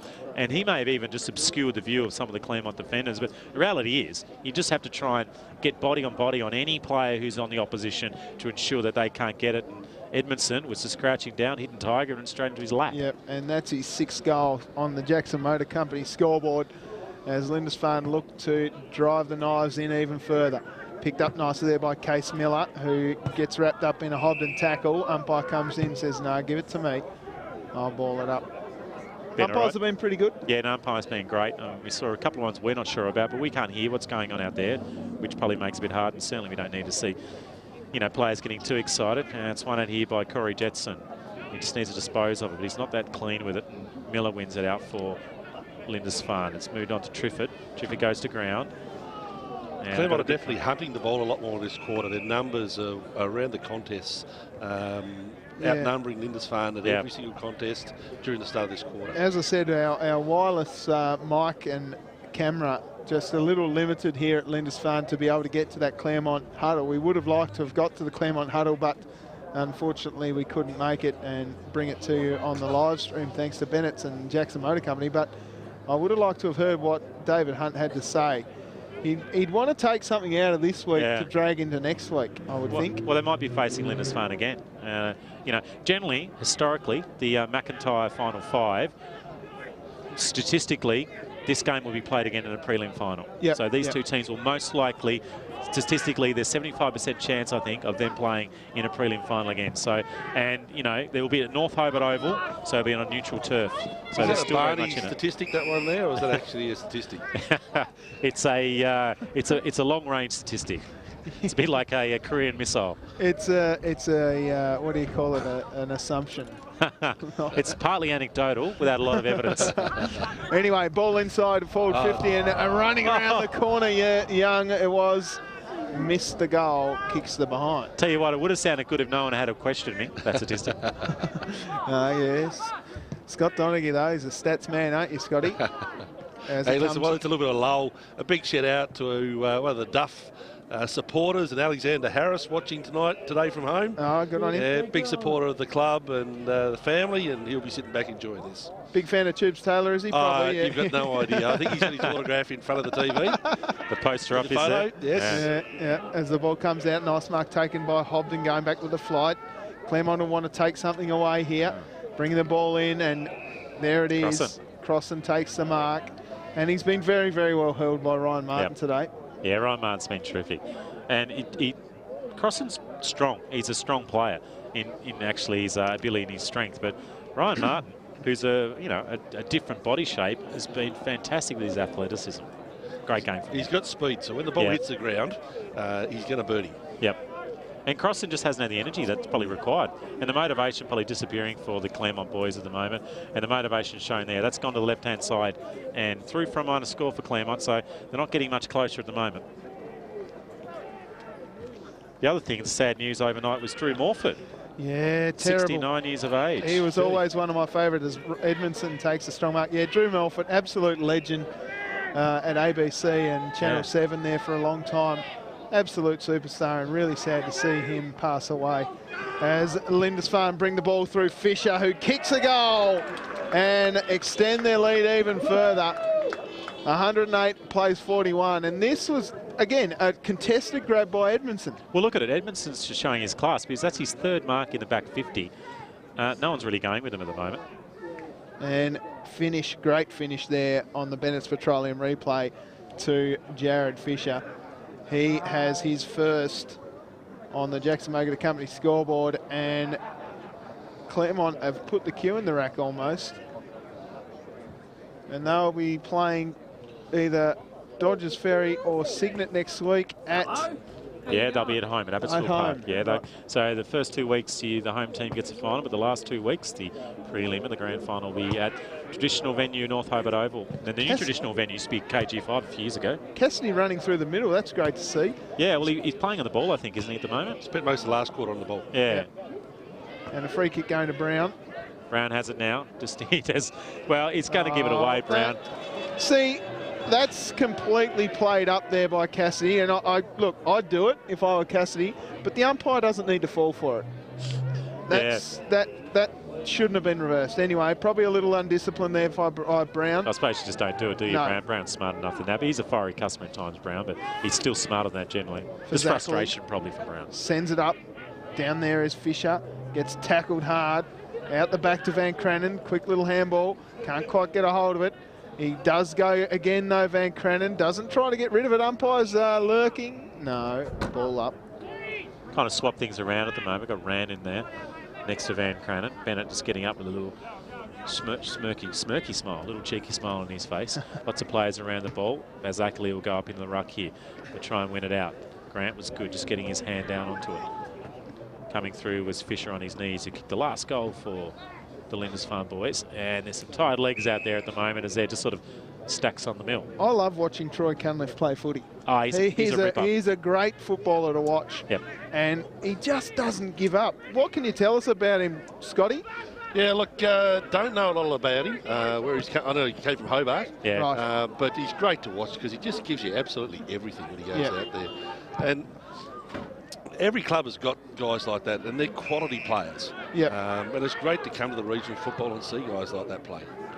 Yeah, and it's great. Energy's great. Energy's fantastic, which motivates others around you, but he's actually technically very good. Yeah. And that's a strong mark to Jack Crossan. Another one of those that we love to watch too, Jackie Crossan. Hasn't had the best day today, but taking a lovely contested grab there inside forward 50. He needs to go back and drill this one, if not for a bit of confidence. Yeah, just for him. I mean, he's an important player for Claremont. Without Hunt, this man needs to kick some goals for them to progress any further. Yeah, so here we go. Right on the 40 line. Oh, doesn't get a lot of it. And the Bronx cheers come from the Lindisfarne Peanut Gallery, and the mark's taken there by Justin Hallett, who is in the top 5 for mine today. He's in line for possibly the Jonos. Well, he's in my top 3 easily. He's nearly like even a little bit better than that. But anyway, it's one out by Miller. Miller quickly turns around and plays this down. Finds Josh Young. Josh Young now will just go to that 45 kick. They haven't been able to do it. It's the right kick to do, but unfortunately he just missed his target in Clark. Claremont now had the ball back. They're going to work the ball forward. Is that Hobden? The ball's been smothered a little bit. Now it's going to be picked up by Marty Allison, and now quickly to Brown. Clever. Brown's delivery is good and finds Matty Carr. He quickly plays on, runs into an open goal, and Claremont get a consolation one. Yeah, that was clever there by Brown. He's a jet and a superstar, and they really need him firing. Have a look at this. Good kick. Just time and space, and Carr took the mark, realised he had no one on the mark, just assessed the goals and banged it through for a 6-pointer. On the Jackson Motor Company scoreboard, thanks to Jackson Motor Company, it is 108 plays at 47. Right, I think we've all been drenched in Stingos here, because the Sting's gone out of this one, hasn't it? At the moment, really has. It really has. Quite down, and they're all maybe just starting to think about week 2 of the SFL finals in 2017 in Norfolk. The Valley of Love, they'll be watching this live stream. They may even have some of the senior players, I think, have probably come down there. They may be just over there in a Jackson Motor Company car. Yep. Darkened windows, just having a little sneaky. Fueled by Bennett. They would have got some Bennett's at probably, I think that maybe at Brighton's got one there, or even Baghdad. They'd probably drive to Baghdad to get the roadside service. But anyway, we've got the ball just the back half here. Claremont just desperate to try and work this one back in. There's a hands of Woods. Woods doesn't do a great job, just need to be a little cleaner there, but he just hasn't really been in the play a lot. Ball's run away from press. Jones now on his left foot. Jones, well, he gets the Bronx cheer on that occasion. The ball goes out of bounds in front of Sam Hobden. Yep, so a free kick going the way of that man, Howlett, who's got a very big chin on him. I like it. I'm a man with a big chin as he kicks it long in towards Rand. How does Rand get so much space? Yeah, I'm not ugly sure. kick, but on the money. Yeah, it was, wasn't it? Rand goes in. Cassidy! Yes, it is. He just cherry-picked that one. I think it was a great mark, but he just floated in beautifully and stole it off Braden Barwick. Yeah, Barwick had his first hands on it, but he only for about a split second, and then it was sort of grabbed out of his hands, and Cassidy certainly deserved that mark in the end. In the old days, playing front, but Cassidy just his reach, and he's got a little bit too much length for Braden Barwick. And he's already had a couple of shots in his pocket. He's going to have a line up here just inside 40 metres to increase the margin even further. Does he break out the sandwich here? Breeze is picking up a little bit as well, going across. Yeah. Mike Pook again. Yep. So Cassidy comes in, tough angle with a tough breeze. He stabs at it, and he's missed it. Definitely seems to have the 9-iron out today. Yeah, he's not kicking them beautifully, but he can kick it easily over 50 as well, and we haven't really seen him get great contact on the ball today.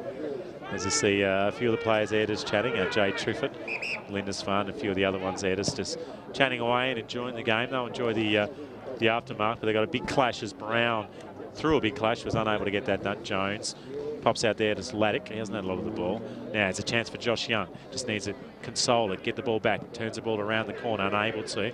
And Green will release here for Claremont. Claremont away up the wing. It's coming through there is Clark. David handballs over the top to Joey Miller. The old fiery redhead just takes it out of bounds, and we'll see a ball in. What's that grandstand over there? It fits about 9 people. Is it got a name?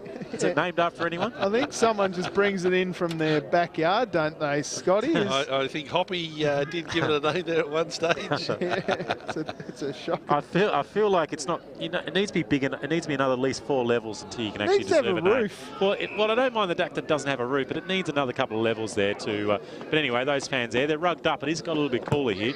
I wonder if they'll. Yep, I reckon they're probably tuning in on their phones. Yeah, they're just checking the stats, I reckon. Speaking of stats, how many inside 450s have we got? Yeah, well, it's actually quarter? level at the moment. It's 9 apiece. Oh, right. So it's just an indication that just kept their going here as the ball's gone out there to Young. And it's going to be done to Clark, back to Young. Kick now to around about 20 metres out. Cassidy again. Cassidy gets it. Good defensive work down there by Barwick. Nearly a mark, wasn't it, Tubes? Yep. And in comes Clark around the corner. A chance for a goal. Good. And he deserves his second because it's an absolute beauty. And Lindisfarne extend their lead even further. Look at this roving work here by Clark. Unfortunately, Woods couldn't quite get a hold of it, but coming through with pace and determination, Clark on the Bennett's Petroleum replay kicks a goal. And didn't have a lot of time then as well. He was reduced by some good defensive work from Claremont, but it's a great snap under some pressure. Do you put the cue in the rack now, Scotty? Do you ever? Which team? I'm talking about Lindisfarne. Do they ice a few players right now? Do they bring off Troy Cunliffe? I don't think Coach Willing is the type of icing guy at this stage. Right. If it was against probably any other club, maybe, but with the history that they've got with Claremont and New Norfolk, I don't reckon they'd Strong mark. What a beautiful piece of play. Right from the middle. Go right back there if we can. It was pressed through the middle of the ground. It's a really good kick, isn't it? And a strong grab down there. There's not much the defenders can do in that position. Yeah, that's when the ball's coming in with no pressure. It's really, really terrific work there, and Young is going to go back and probably kick his second. And he does. Makes no mistake, and the lead now, it's a real blowout here at Anzac Park. Have a look at this, from the middle. Cunliffe, handballed off. Roberts, quickly up towards, I think that's Case Miller, to press down to Young. Incredible stuff. The ruck contest was won by Claremont there. Josh Grant got the tap. Yep. And then Case Miller just did some great work through the middle there. And the beautiful kick by Press. William Press, William Press's kick was great because it was kicked. Great sound effects there from Duff TV as well. It sounded like he actually had a microphone on his boot for that one there. Yeah, it was brilliant. Good contact as Brown through the middle of the ground, trying to find Crossan. Crossan with a little bit of space. Bennett comes through. It's going to be a free kick here to Crossan. He's had a couple of touches this last quarter. Yeah, quickly plays on, goes forward.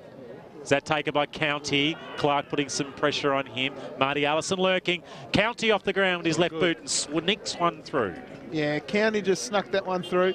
Hasn't had the best game today, County, but hasn't stopped trying. He flew at that foot. He thought he had the mark. A little disappointed. Marty Allison just got it off the ground, and a clever kick there just to kick underneath the toes of Matty Phillips. And Jai County will have his name in the paper.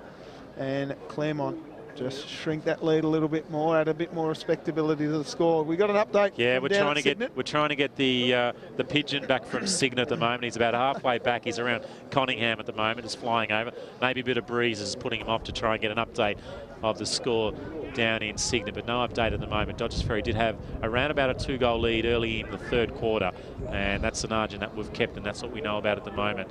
Anyway, Miller tries to win it. Can't get it. On his back is Marty Allison. Jones nearly had the ball stripped off him as they're still going in hard. And that was Jade Triffett. And it's going to be a free kick here. It's a high tackle laid on there. And we're going to have a free kick here to Claremont. So Claremont trying to get through this game, I suppose, at this stage. The ball's just in front of Clark and just to the left-hand side of Crossan. Running out smoothly is Martin, but he may have ran too far and has gone out of bounds as he then just tells his team, or he should say Bester, all about that he's up by about 12 goals at the moment. Maybe not quite that far. So anyway, we're late in this game. We've been going about 31, 32 minutes, so maybe, so maybe we'll probably got another about 12, 13 minutes of football maybe in this quarter as Lindisfarne chips it nicely. Finds Van Cranen. Van Cranen tries to signal around now, goes onto his left boot, chips it up. Unfortunately, young Westbury didn't know what he was doing there. It sort of just drifted over his head. Good tackle laid by Laddick. And we'll have a hold up here. Late in this game, there's still no updates. The pigeon, it's probably over Margate at the moment. He's battling into the wind at the moment with the score update down there. And Signet will try and get some whispers out of there. Please tweet us in or FaceTime us or whatever it is that you can do on social media. Someone in Signet, tell us what's going on down there, because we want to know. And I can tell you who wants to know does Claremont. Yeah, they're keen to know who they're playing next week. As we go to the 19th minute of this game. Just done the handover up here, boys. It's Duff back on the camera here. And Scott Donaghy's had enough. Scott Donaghy's had enough. He's just got to go down and close up the bakery. He's got to go and pick up his young fella. Yeah, he just said, and close the bakery out there. Anyway, back to this game. Lucas Green leads the race. It comes out now to Howe. Howe gets tackled hard by Bennett, and Bennett gets the free kick. Play on is the call. Jones quickly moves the ball up towards Crossan. It sits up nicely for him, but he just overran the ball a touch as the ball goes out in front of Anning, and we will see a boundary throw in. Not as many people here as maybe the last time I saw these two teams play. It's quite difficult to get a gauge on it, though. There are a lot of in cars, I suppose, on the far side of the ground, but maybe I thought it might have been a few more people, just because when we first arrived here, Tubes, I had to push my way through at around about 1 o'clock through the crowd just in front of the Duff mobile. Yep. And it's probably just thinned out. Maybe some of the Claremont supporters have headed back up to the northern suburbs and have found a watering hole just to get ready for next week's game. Yep, so out of bounds again on the full. Free kick going the way of Clark. David. Have we got an incorrect score on the board? I may have given Claremont an extra goal. I think I have. Rand now. He's tried to square the ball up. It's not too bad, trying to find Roberts. Roberts wasn't able to mark it. Some good pressure play by him. Cunliffe comes through with energy. Cunliffe gets a handball out now. It's going out here to Ryan Martin. It was at Anning. In fact, it's Willie Press. Willie Press was unable to get it. Still a chance, though, because the legs are tied from Claremont. Now it's gone on to Will Press. You can hear the call, press. Gets the ball up to Michael Clark, and a good defensive punch there from Willie Byers. Yeah. Press has been very good. Yeah, he's had a really good second half. Got good skills. His right foot is excellent. He's really matched up nicely, and he's just been able to sneak out the back a few times. So ruck contest, one down by Josh Grant, who's battled hard all day. Dive on the footy, Brown caught one high, and the umpires absolutely paid it there based on Brownie going back with the head, and it was there. Ben's patrolling replay. Wasn't the back of the head though, was it? One on the side. He's holding his head, so yeah, that's okay. He's sore. He's a very honest footballer, Brownie, a very disciplined footballer too, as he moves the ball into the middle, finds Simon Laddick. Laddick goes one way, then the other. Oh, that's a terrible kick as Young. What's he done? Josh Young didn't know what was going on. He was coming off for a spell. That's been their day. They've just looked a bit sloppy, boys. Yeah, I think so. Think? Well, the first quarter, both teams were sloppy, but Claremont just continued that throughout the next 3 quarters, whereas Lindisfarne had a change and their skill levels improved as the day's gone on. Yeah, it'll be a free kick going the way of Josh Grant. I think so, Duff. I think Lindisfarne just look that little bit classier today. Yeah, very quick, aren't they? Yeah, they are, and fit as it comes out for Woods. Now it comes down to Press, who goes into the middle. Running ball through the middle up to Cassidy. Cassidy just uses his strengths. Handballs off to Clark. Clark moves the ball quickly. Advantage paid. Van Cranen goes on fast. He's got Rand running down long if he wants him. Edmondson's there as well. Oh, almost the mark coming through hard. It's Cunliffe who keeps it in somehow. And umpire says, no, it's gone out of bounds. It's hit the post. Good job by the goal umpire there. He had to sort of dodge a couple of players. Also, the ball there, we couldn't tell. It looked like it was nearly touching the behind post, so it's a throw in there.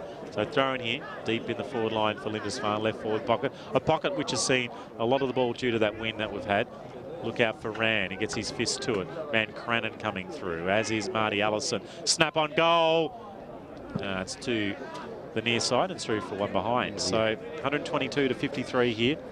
And Jackson Motor Company scoreboard. The boundary umpires have had to work very hard today, lads. Haven't they? And the young guys out there, you know, looking at them, a couple of those boys are probably only 15, 16 years of age, doing a great job.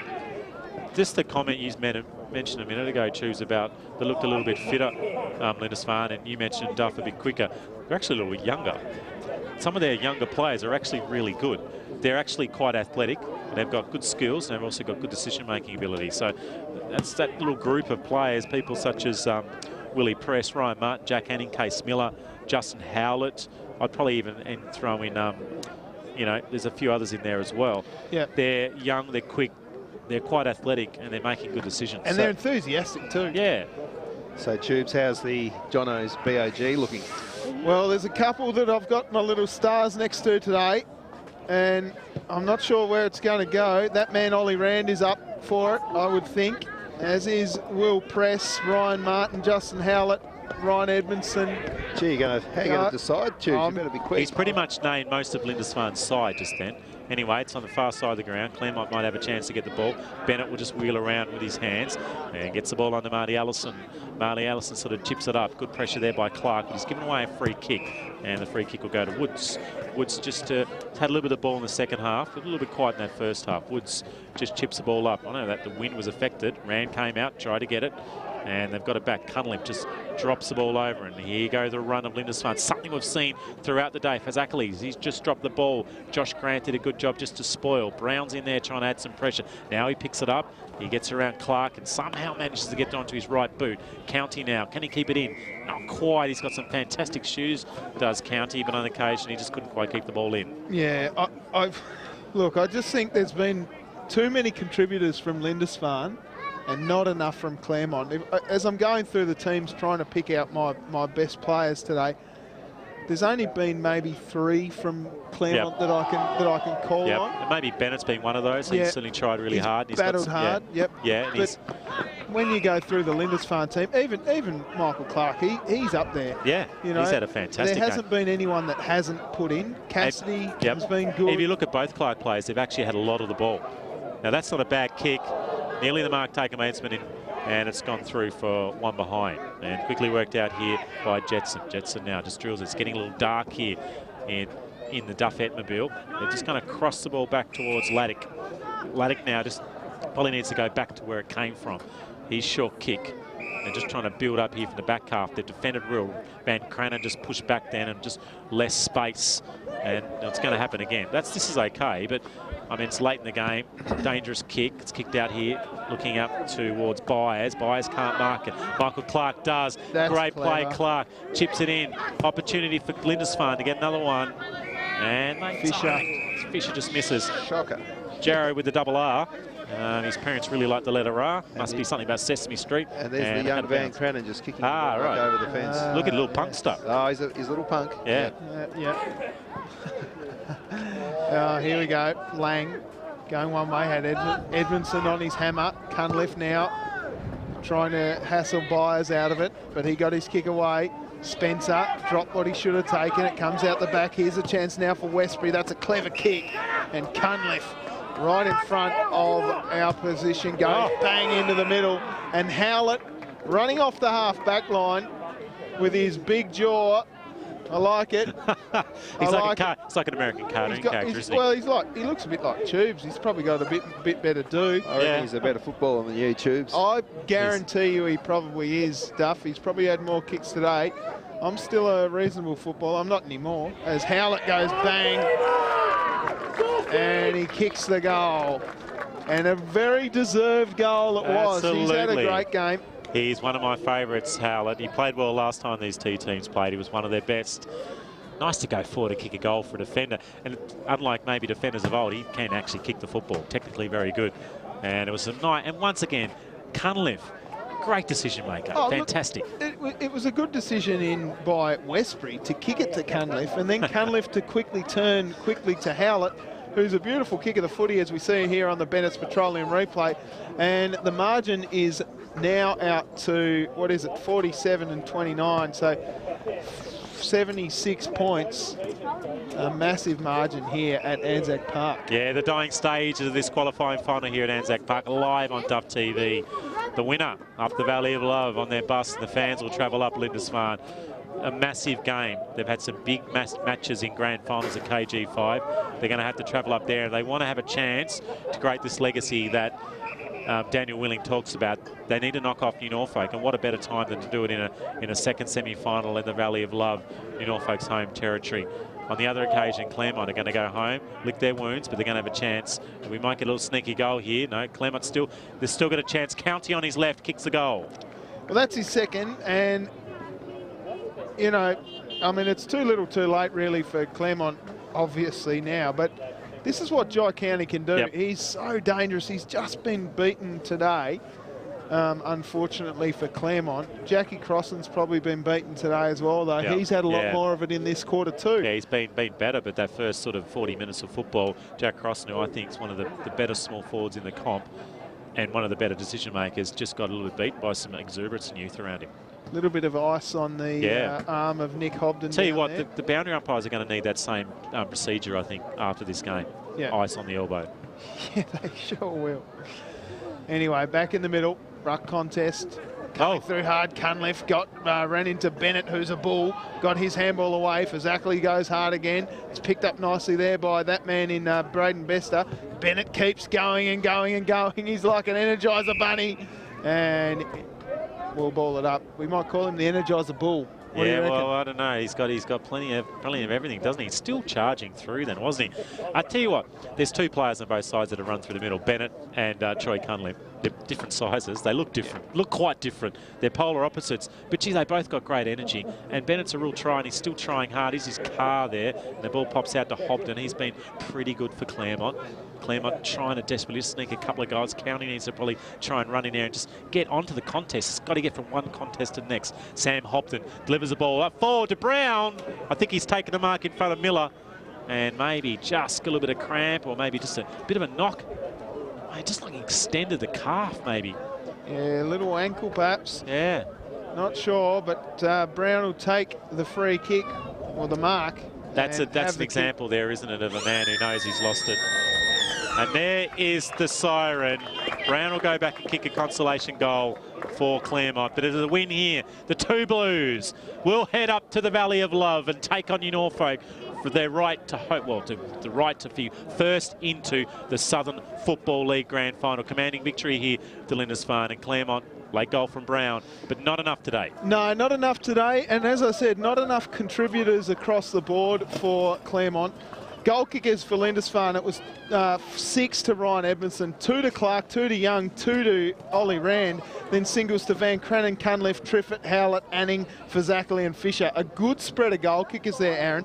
For Claremont, it was that 2 to County, 2 to Allison, singles to Fuchs, Sam Hobden, Nathan Brown, Bailey Bester and Matthew Carr. Yeah, great job. And as you mentioned, Tubes, a great spread of goal kickers from Lindisfarne. And Claremont, even though they tried, and when the ball was in vicinity and their midfield were okay today, their back half were okay. Yep. I don't think they were actually disgraced today, Claremont, but just outclassed by a running midfield, a really young, athletic, exuberant defensive line, which made great decisions. And they teamed really well together, the Lindisfarne backline. People like Justin Howland, he teamed real well with Jack Anning. Ryan Martin was fantastic, and Will Press was able to move forward and deliver some balls into the forward line where one-on-one Edmondson was probably the dominant forward on the ground. Absolutely. He kicked 6 goals, and I think that was part of the plan, to have him one out with the defence down there of Lang and Byers and co. Unfortunately, just a powerhouse machine is this Lindisfarne Football Club, and they will run out victors. They'll play next week against New Norfolk up there at Boyer. Yeah, and the question is, can they break the drought? They lost last week, Lindisfarne, to New Norfolk. So an opportunity to redeem that one. I feel Daniel Willing will have some cards up his sleeve to try and work his way out there. But the most important thing at the end of the game is to find Jono's sauces, jams and all the other delicious ones. I had it on my toast this morning. It was that good to get me started, as Tubes Taylor is going to head out. But we might just have a really quick short break before we find Tubes and the player of the match.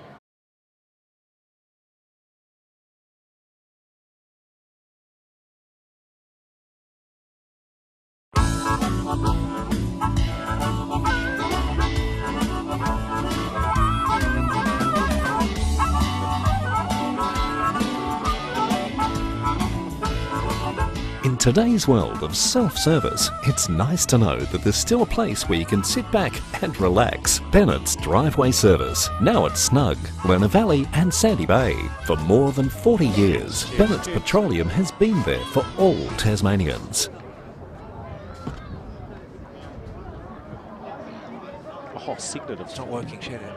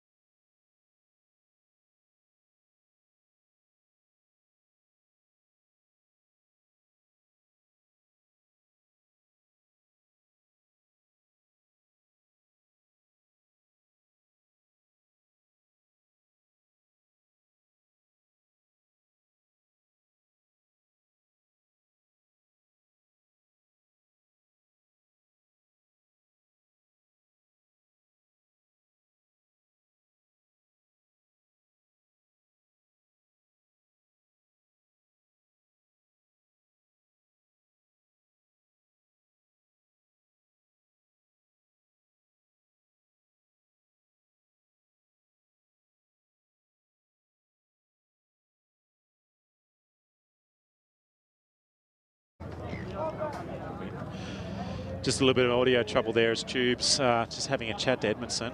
Did he get the Jono sauce jam? I just turned away for a second. There it is. Shake of the hands. As Tubes, I'm sure whatever he's saying is absolutely fantastic at the moment. We're here live on Duff TV. Tubes just had a chat to Edmondson, who kicked 6 goals. Ryan Edmondson was the player of the match.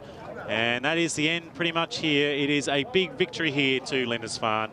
And they will clip up their way up north to the Valley of Love to take on New Norfolk. And Claremont will host Signet. Signet had a pretty comfortable win over Dodgers Ferry down there in the Portland. So big win there for Signet. They are a genuine side that could be in danger of just getting an upset. So Claremont will have to be on their game next week. But it is all done and dusted. Qualifying final here in the SFL. And it's good afternoon here from Anzac Park on Duff TV.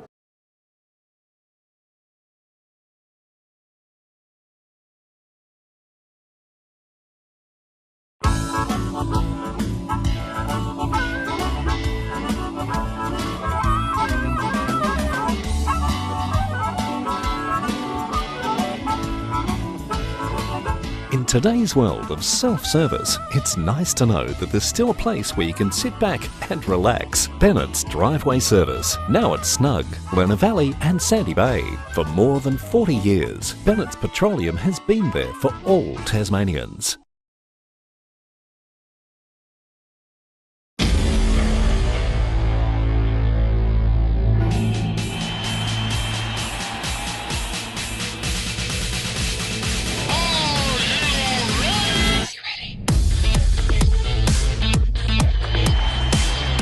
Exhilarating turbo performance, advanced connectivity, and the latest safety technology.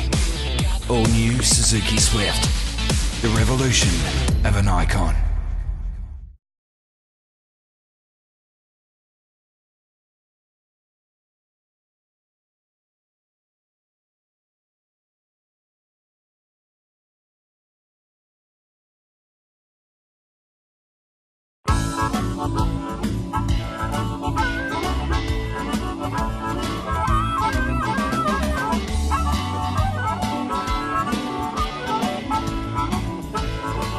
In today's world of self-service, it's nice to know that there's still a place where you can sit back and relax. Bennett's Driveway Service, now at Snug, Lerner Valley and Sandy Bay.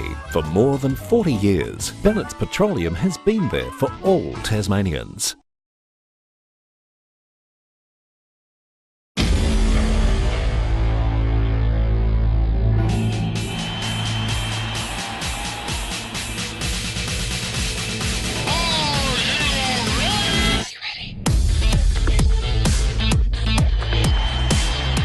exhilarating turbo performance, advanced connectivity, and the latest safety technology. All new Suzuki Swift, the revolution of an icon.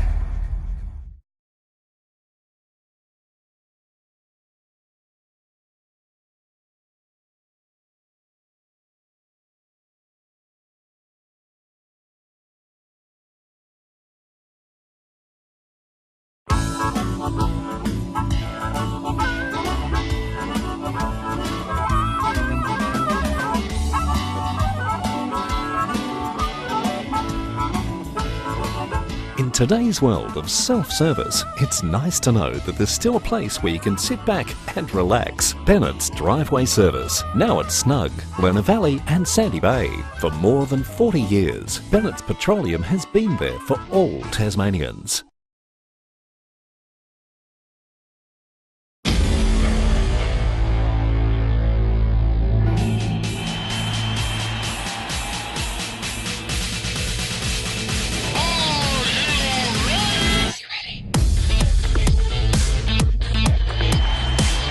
With exhilarating turbo performance, advanced connectivity, and the latest safety technology. All new Suzuki Swift, the revolution of an icon.